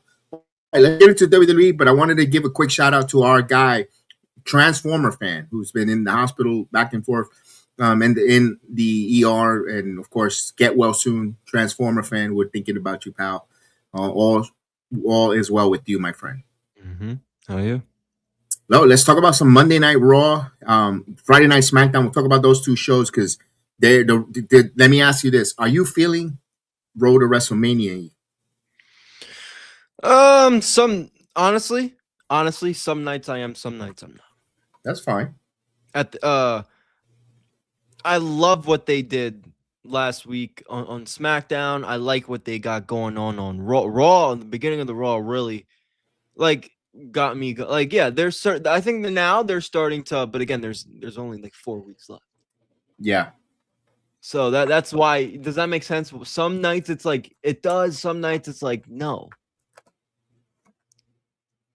But I don't want to control. I'm not. That's why I don't want to totally say no. But it's like some nights. But yeah, well, I don't know wherever you want to start off with. Raw, SmackDown, don't matter to me. Let's talk about Raw because everybody's getting excited and getting ecstatic with the start of Monday Night Raw when Rollins and the Masked Man again. Brock Lesnar situation where you have Paul Heyman with the F around and find out, and then get F5. Where we thought, not because we predicted and we wanted to be right, and so I told you. Well, the natural storyline progression was Brock Lesnar and Seth Rollins. Because what has Rollins been a thorn on the side of Heyman? Ever since Braun Breaker turned on him and costing Braun the Royal Rumble spot and so forth, and the curb stomp on Heyman's head and coming out disheveled, looking like he hasn't slept, the pink eye, all that, and Brock Lesnar coming out. Where we know he put an open challenge, we get it. And I know people, and this is where I get frustrated with other reactionary recappers that want storyline and because, can I get an explanation? Who asked for this? And all of a sudden, you see Brock Lesnar and Rollins look like they're going to lock hands after he destroys all the masked men. And then Rollins does nothing but Oba music hits. And I know it's a great moment. Michael Cole turned into Tony Schiavone wetting his pants. Holy shit. He got all excited and everyone got excited and it felt great moment. But there's no explanation or rhyme or reasons. He just came out. I like that Brock told the kid to put him over. The fall from grace, put his foot on his chest, point to the WrestleMania sign. Looked great aesthetically wise. Storyline wise, it don't make no fucking sense. I'm very happy that you said that because I thought I was going to come up here and sound like a hater. So I had this conversation with a friend of mine from the UK, and he's advocated that he wants to see Brock versus Oba. I want to see it. I want to see it. And when I keep asking him why, Oba's the future. Oba, the future. Look, I understand what Brock Lesnar did in 2002, where he comes in and he's this next big thing. He's already in the front force of everything. Do you guys really see Oba Femi being the next Brock Lesnar? Like, I don't. You just want to see the match just because. Rightfully so. And the one thing I will say about it is it's not like they're not doing the Randy Orton thing where Brock Lesnar's going to come out at WrestleMania and he's going to say, come out, and then Oba Femi. Like, that would have been lame. But so I like that. I'll give him credit for that. But it's like, dude, the story is with Brock and Seth. It's right there. Unless there was a miracle where Braun Breaker's back. This wasn't it. The only way Braun Breaker's back if he's one of the masked men, and if it does, it's going to happen at Madison Square Garden. Although Boston is a big arena, it's a big deal. They're in Boston this weekend for Braun to return. But man, the world's most famous arena, you think he's got the masked man, and Braun Breaker spears him out of nowhere because that's the ultimate Paul Heyman revenge is in his town. He gets his town on Seth with Braun in his corner at Madison Square Garden. That's so we got 2 weeks before that story gets some clarity. I just want the undercard of WrestleMania to start filling out because we only have 3 weeks, after 4 to 3 weeks left. And we want to make sure what's the undercard. Don't just smorgasbord all these matches. They gotta get Finn and Dom going, bro. They got to. Yeah. Hopefully tonight there's something that bleeds in from Rey de Reyes into Monday Night Raw, so they can finally make a match. Like I had enough with the Finn, so they need to start filling out the undercard They let them worry about what nights and what placement. Mention the matches. Get the matches out there. Mention the matches because you need some back and forth, some intrigue to momentum, not just with the world title picture. Because one thing that everyone's complaining about was that Punk and Roman segment at the end. I don't get why was the complaints, Chris. Because Roman's showing up on television. If he doesn't show up, you're mad. Oh, Roman's never here. He's showing up, and you're complaining that it didn't feel good or the promo didn't hurt. What is it? Do you want him to stick it in it, or you want him to pull it out? Which one you want, wrestling fans? You tell me. I'm not going to defend the wrestling fans on this. However, I think people were expecting, because of that line that CM Punk mentioned to Roman, I think people were maybe expecting a more bigger comeback or maybe a bigger line from Roman. But again, they can't do everything right away. Like, they can't give all their big shit right away. And they were starting to do that. So 1 week of this maybe not hitting isn't the end of the world. It doesn't make me want to watch this match less. I think people were making this worse than it was. I It wasn't think so. great, but it wasn't bad at all. It still furthers down your story. And again, the big thing is Roman Reigns is there. So what really is the problem? I don't know. I don't find a problem. I thought the promo was fine. I didn't see nothing It terrible. was fine. I yeah. enjoyed it. The Samoa Joe reference back and forth there. Roman talking about telling the Samoans, Punk is yours, but not on WrestleMania night. He's open game, rallying there. You're not listening. If you're waiting for, here's the thing. They're waiting for Sila Fatu to come out and come to the ringside and stand there. And this and that. You're not getting that. You're not getting that. They're not showing up. I like Zilla, but why do doing it. people want to see him involved? Oh, because he said what he said on my live stream. So if I said that I wanted to drop a drop kick on Kyle Fletcher, I'm gonna get booked, and they're just, come on. People are gonna want me to go actually wait me for a peer. This is ridiculous. I get it. He's part of the family, whatever. But what real contributions can Zilla Fatu to make this story bigger than what it is? No, the story is between the OG bloodline right now. That's the longer story after WrestleMania, not Zilla Fatu. And no disrespect, everybody wants Sila. I like Zilla. I watch his videos every Friday. I just do what you're doing, bro. I enjoy watching you doing what you're doing now. And then that's what they want. He's not showing up, or any of the other Samoans are going. For what? You don't need it. Look, I'm not. Look. I'm not comparing Cardona to Zilla Fatu, but you all wanted Cardona in WWE. People were enjoying, including myself, doing stuff what he was doing on the Indies, and now what he's the main event. He's not gonna. What's gonna happen with Zilla? All you fans that are fans of him right now, when he goes there, what's he gonna do? Nothing. Yeah. So I don't want to see it. We'll see that. We'll see how that goes there. For the rest of Monday Night Raw, was a very good show. I thought WWE had a really good week this week. All their shows, they had a very good week all across. Monday Night Raw was a very good show. Back and forth with the Brock Lesnar, Oba Femi. That's official. What does Rollins? What does that leave Rollins? Because we're seeing Paul Heyman telling the Vision, the two members, go after the tag team titles from the Usos. Like I said, he's either not cleared or Braun Breaker is going to come back. One of the two. Let's say Braun doesn't return. Let's talk about different avenues. I mentioned this and I told you off air, and I'll say it again. I think LA Knight agrees to teams with Seth Rollins and have a triple threat for those tag team titles. And then at the pay-per-view at WrestleMania, I could see LA Knight turning on Seth Rollins and leaving with Paul Heyman.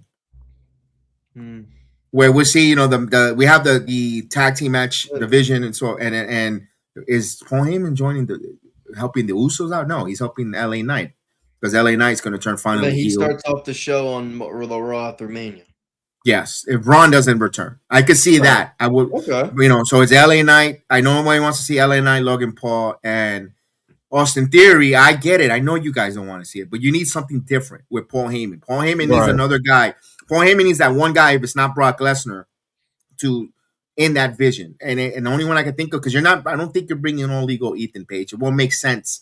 You got to have matches. That's why I'm trying to keep it with sequence where you need matches for WrestleMania to make it work. And then Backlash is LA Knight versus Seth Rollins, but now with Heyman on his side, LA Knight. So I don't know. I'm just spitballing out there, what I'm thinking in my head and saying it before it happens, and then I stay quiet and I say I should have said that.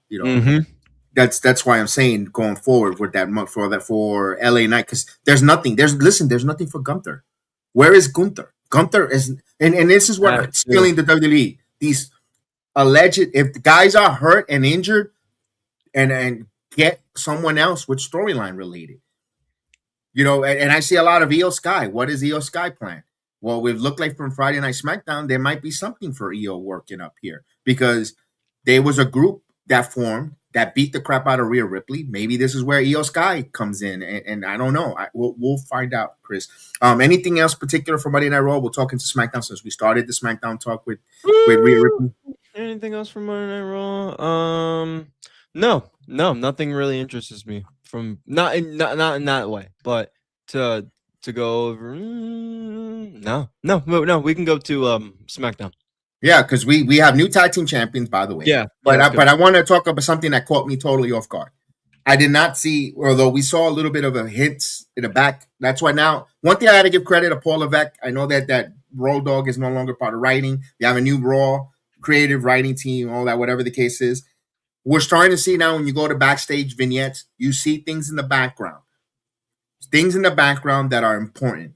Even the phone call, which we didn't bury because it's part of SmackDown, who was on the phone talking to Randy Orton. I think people are making more out of what it really is. But when we're talking about backstage situation, we saw Jade Cargill having a conversation with B-Fab. This Friday Night SmackDown, last night, we see B-Fab, Matcham come out, where you're thinking they're going to corner with the kendo stick Jade Cargill, but meanwhile, they surrounded Rhea Ripley and they just annihilated her, beating her up and attacking her. A new group is forming. The new kind of quote-unquote baddies. I liked it.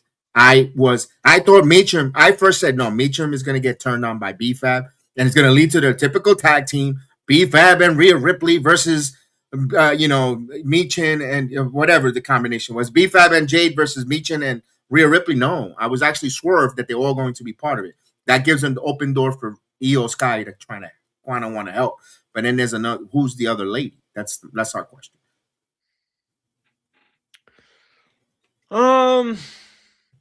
It's fine with me. This new faction's fine with me. Because Jade's the heel champion. Michin and B-Fab don't do much anyway. So maybe this is good for them. It also makes Rhea Ripley more like, people feel bad for her more because she's that uber baby face, right? And she's obviously being attacked by this new faction. I'm just curious, and like you did say, I guess you kind of answered the question a little bit with Io Sky, but it's like, what does this do or lead, or how is this furthering the story between Rhea and Jade? I'm not criticizing, I'm just asking the question, how would this new faction benefit? Unless in the next couple of weeks, B-Fab and Michin just take Rhea out, and then now you're really being sympathetic towards Rhea, which I like. I think, again, you got to do whatever you can for Jade Cargill to really feel like a badass heel.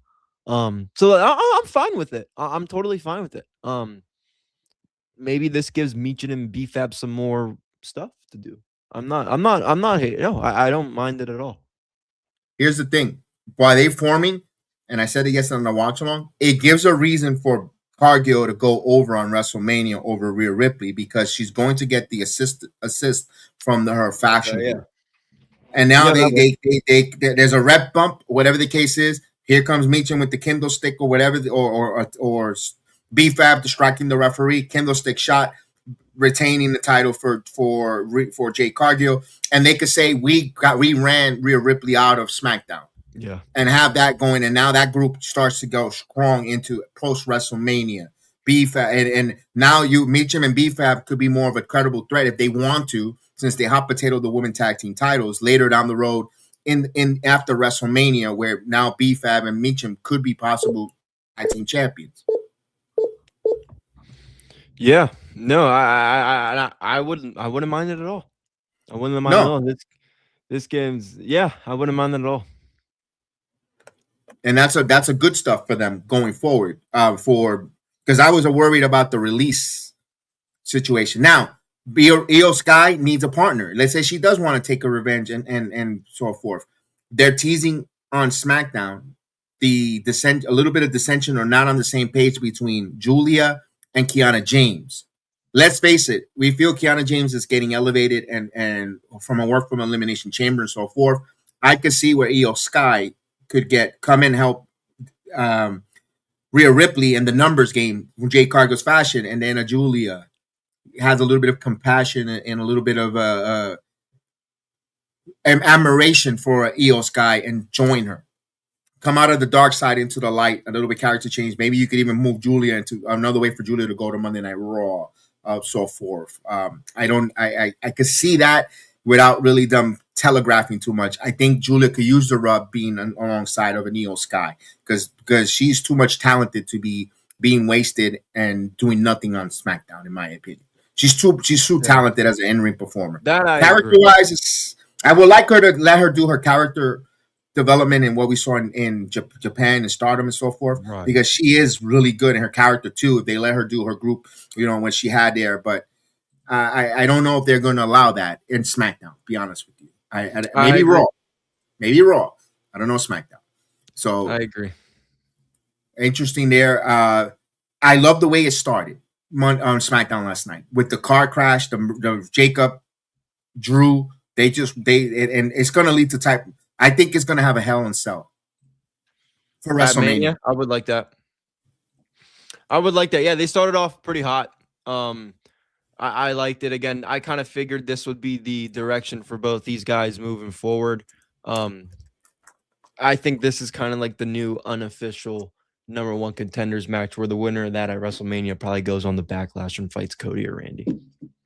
Oh, interesting. And Randy Orton, speaking of Randy, comes out, gets in the middle of the ring, has that conversation about why he did what he did, and it made perfect sense. He needs to channel that Viper that got him the 15-time world title, that killer instinct that he had prior, the legend killer, all that good stuff. And Jelly Roll trying to talk him out of the ledge. Kind of felt like, again, I mentioned on the watch along Star Wars reference that, of course, Sports Jedi, this, of course, seeing Kylo Ren with having that battle with Harrison Ford's character with Han Solo before he kills Han Solo with the lightsaber, the dark and you see the light and then the darkness creeps over him. Randy Orton hearing voices, that darkness coming over him there. And we saw Matt Cardona, speaking of Matt, getting in his face too. And Cardona feeling it, not just once, but twice. Randy being apologetic to Daly, and then he calls him in the ring and he just beats up on Matt Cardona. And I love that drama when it comes to Randy Orton. That was great. Yeah, a solid explanation. I loved it.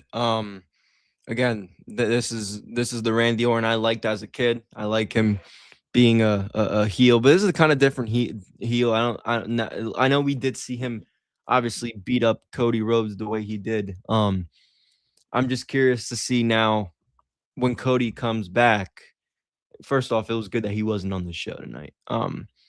Very good, right? And I'm curious to see now what happens when he gets back. But yeah, solid explanation, solid heel or promo, and people wanted to find out. And I think people now are urging even more to figure out who the hell is the phone call guy. Now, phone call. To me, it's Kevin Owens. It has to be. I agree. It has to be Kevin Owens. Because you could have a payoff. If Kevin Owens and Red Cardona. You could have a payoff. You could have a payoff. I mean, wouldn't that be a nice introduction match for Kevin Owens to take on Matt Cardona? Why not? On a Friday Night SmackDown, it doesn't have to be WrestleMania. I mean, I think I will sign up for And Cardona, I thought Cardona was going to get written off with the stomp on the hand. Like they were going to break his hand. They didn't really put too much emphasis because he's moving. He's still moving. He's still moving his toy collection in his new house, and he's still in the order. Yeah. So he has a lot of stuff going outside of the wrestling business, in his personal. And I think, with Chelsea's foot angle, I don't know if they make WrestleMania. They'll do all the stuff they need to do, but I don't think they're going to be penciled in for the full WrestleMania experience, although they should. But only time will tell when it comes to that. I thought, to me, let's talk about the new tag team champions. I know we complain about putting these two tag teams together last minute, putting them to going, but they took the titles off the MFTs, where now Damian Priest and R-Truth are your tag team champions. I kind of enjoyed it, believe it or not. I loved it. Look, if this gets them on the WrestleMania card, I like it too. Now let's hope the Motor City Machine Guns beat them after. And speaking of that, hell of a match between him and Fraxian. Yes. Guys, this is what your tag team division should be about. And last night, SmackDown was very tag team heavy. They we'll talk about the main event. Oh, fucking time. It was tag team heavy where the storylines were really good. Candice LeRae helping out, Alex Shelley. Concern and seeing Chris Sabin getting the pin and Candice LeRae for the assist. Kind of seems like we're getting a faction group with Candice LeRae, the Guns, Machine Guns, and Johnny Gargano to see if he gets out of his funk. Maybe that's something to go forward, but I don't know. Maybe. Truth and Punishment. That's a great tag team name. That's a good tag team name. I like that. Truth and Punishment. I love that. You know what? Tweet that out to them. To WWE, don't let someone steal that remark there, Samurai. I'm not gonna retweet it because that's yours. I love that. Truth and Punishment. That's a great tag team right there. Beautiful. Truth and Punishment. That's a great one. Tag team heavy. They was very tag team centric with the Bella Twins in the main event against Irresistible Forces. I was surprised they made that the main event. I mean, I am too, honestly. I was surprised, but you know what? It was not it wasn't really the greatest main event, but it wasn't bad because you had the Bellas close out and they haven't wrestled tag team in over a decade, and it was fun to see them team together. But we knew that the plunder and the distraction was happening. We're going to, it looks like we're going to get Charlotte and Alexa. One thing that I did have a disconnect, I was a little bothered. In the middle of the match, Charlotte's theme music comes out to them come out. I was like, yeah. I didn't like that. I was like, oh, why? Yeah. No, I agree. This is just going to further the story, and then those three will have a multi-women tag team match for Arrow. It should be a ladder match. Not a ladder, there's rumors that the Intercontinental title is going to be on a ladder match. Then make this your female TLC match. It's been 25 plus years. Make a all-female TLC match with Raw, SmackDown for those women tag team titles and go for WrestleMania. 12 ladies, 6 teams, TLC, go. Let them, and if they're going to put it on the first hour on ESPN2 on Saturday night, go for it. Yep. Show the ladies, because one thing the ladies do, they don't take a backseat to anyone, and they say, follow this, and they could deliver. Let them do that and go for it. I've been saying that. I've been advocate about that ladder, tables, ladders, and chairs for the women. They could get down and dirty. They could get hardcore. Go. Book it, WWE.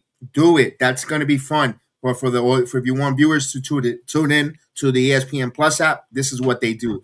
I hope they do it. Let's see. Will they do it? I don't think so. They probably make a triple threat woman tag team match, and very pedestrian.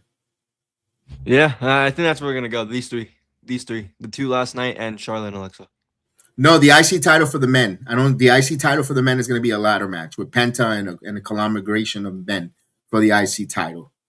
Not the women. The women, and I don't think so. I don't know what they're going to do. It's probably going to be Becky and AJ Lee for that title. On that fourth. So far tonight, they're something that just came out before we go off. Monday Night Raw is going to have the World Tag Team titles on the line. The Usos versus Austin Theory and Logan Paul. Why? It's a WrestleMania match. Unless we're getting some type of Plunder. Maybe that's where Braun Breaker makes his return here with Seth Rollins and the Masked Man. That's what I'm hoping. Like I said, that's the only way I see. If somehow Braun Breaker is back, that's the only way I see Seth making sense on a WrestleMania card. And then they announce the match at Madison Square Garden for WrestleMania with Paul Heyman. Do another angle right there. And okay. I can see that happening on there. And a little bit of NXT. We have a new speed champion. Congratulations to Ren Sinclair for becoming a women's speed champion. The Booker T appreciation. I tell you this Keanu Carver feels so forced. But they think he's this badass Mr. T Clubber Clang guy. I feel like this is just a force. They're trying to find another Oba Femi and make him like this force anti or this hateful Oba Femi when it comes to Keanu Carver. I'm not feeling him. Yeah, I'm not feeling him either. I'm not feeling him. And like the same way I don't feel Swipe White or the Vanity Project. I Ricky Smokes and don't even Jocelyn Drake, but I'm not feeling the Vanity Project. I don't feel them. I think they're too. I don't know. Something that I don't like. You've got look like they're gonna write off OTM because they threw him off the thing. It's like ugh. Like what are we doing? It's the same thing. It's like what are we doing here when it comes to that? And JC Jane's title run looks like it might be coming to an end with Kendall Gray relinquishing her Evolve Championship. Like okay, I mean it is what it is. Fallon Henley. I personally would love to see Fallon Henley versus JC Jane at Stand and Deliver 1-on-1. Yep, that should be her send off. Although I think both ladies should both be going to the main roster. Together, but if you're but they're not going to do that, then let JC Jane drop the title to Fallon Henley then in Fatal Influence, and they kick her out if she leaves. If they're going to make her go 1-on-1. Yeah, I agree. Especially if there's no title on the line. No, all right, we'll see how that goes. And the crowd, I like the ending with Blake Monroe. The main event was a good match. I enjoyed that steel cage match. It was pretty good. Steel cage was good. Your thoughts on that one before we talk about Blake Monroe? I liked it. They used the cage really, really well. I think Izzy and Tatum work really well together. Tatum's good in these type of matches.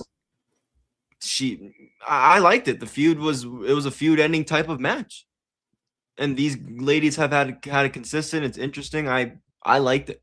One of the I liked it better matches in NXT I actually enjoyed in the last couple of weeks. I liked it better than Jordan Grace steel cage with Blake Monroe. So did I. No, so did I. These ladies actually were. I give props to Izzy Dame too, because again I think people see her as like that hot blonde, but like Tatum, I expect Tatum to be a little crazy on the cage. So I think Izzy just kind of she stood out. I think Izzy stood out. I liked it. I enjoyed it. And I love the ending. The ending is pretty good too. It's an easy way for the feud for her to continue or her to move on a feud with Blake Monroe. That's all I got out of that. It was both stuff. I like the match. That was the best part of NXT was the main event and closing. I'm not saying the whole show was bad. I actually, I was here for the watch this week. I actually didn't think it was bad. But that this definitely caught my eye more than anything on the show. I enjoyed it. And of course, the big announcement: Sexy Red will be a part of the Stand and Deliver. You had him turn a positive into a negative that quick, huh? I wouldn't be me if I didn't mention. No one wants to see Sexy Red. Ski. I was just gonna say that. Like, hey, listen, they're in St. Louis. They want to sell little extra tickets. I mean, that's the way I see it. That's the way I see it. The Red's gonna sell tickets for WWE. That's what the analytics say on the WWE network. People. I mean, that's all. I mean, we could agree to disagree. I'm not saying I don't disagree with you, but I think whoever's putting that information out is full of shit.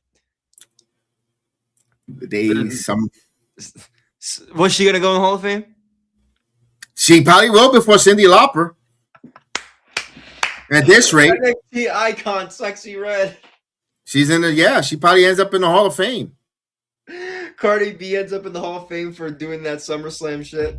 Yeah, she probably before and Cyndi Lauper. Kelly Rose gonna go in the Hall of Fame. Bad Bunny, they're gonna go in the Hall of Fame before. Oh yeah, of course. Peter Rosenberg will be in the Hall of Fame as your 24/7 champion. Goodbye. Fuck that guy. before Cyndi Lauper. Ugh. Ugh. Not interested. No, thank you. I mean, it is what it is. That's unfortunate state. But that was the week of wrestling. We had a lot of good stuff, a lot of positive things with Aaron Loves Wrestling had a great interview. Check it out there. He had a really good one for him and his channel. Check it out. Aaron Loves Wrestling. Please go out there and check it out. Of course, our guys, the 10 Count, had a good one with Chris Van Fleet interviewing there back and forth. Had a real nice one. Just launched at noon today, so he's very proud of those guys. Met them at Slammiversary, had a nice conversation with them in front at the UBS Arena. So check their program out, check out their channel, the 10 Count. Definitely check them out, as well as Aaron Loves Wrestling. Had a freaking awesome interview there. Of course, he said NWA Power was a strong, good one, and of course there is some stuff going on in New Japan Pro Wrestling. I know.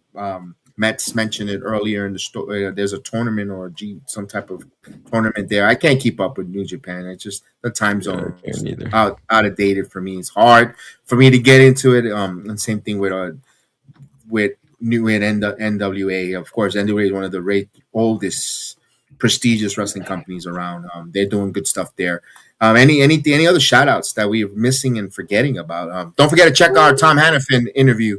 From that TNA, was all I was going to say. Yeah, check out our Tom Hannafin interview. It was pretty good. It was pretty good. Shout out to Tom Hannafin. And yeah, we'll see what next week brings us as we get closer to WrestleMania. The road to WrestleMania gets closer, and of course, we'll have a lot to talk about from the PLE TNA, and of course, the follow up here as they build for Dynasty and Dynamite on AEW. So with that said, don't forget to follow us, hit that like, subscribe. Of course, wanted to shout out our friends at Wrestling Soup and Friendos, Jeff Lippman. Appreciate you guys, everyone out there. Check out their stuff on the audio platform. We're dropping something new on our channel that he sent. I'm going to upload it during the break a little bit later on this evening. So we got something new from Jeff Lippman, Garden of Thoughts podcast, and so forth. So appreciate everyone. Hey, that Haas Knuckle Bro, we need you to come on as a special guest, man. I got to reach out to you. We would love to have you on and collaborate, and just as a guest to talk about wrestling, man. You doing with Chris. I see you on Wednesday nights in the chat and so forth. If you have an open invitation whenever you like. Just say the word. We'll love to have you as a pundit as a special guest pundit to join us here. We'll love that. Like Aaron Loves Wrestling as well. Make sure you check out their content, of course, and all the different content creators. Marie Shadows. Check out her podcast there, and many more. Of course, all our friends, our collaborators, man. Appreciate it, and thank you so much here on a Saturday for your time and your chance. Don't forget to follow us there. You see our handles on X and so forth. So, guys, may the sports be with you. We'll see you next week and throughout the week with all our watch-alongs and recaps. Buenas tardes.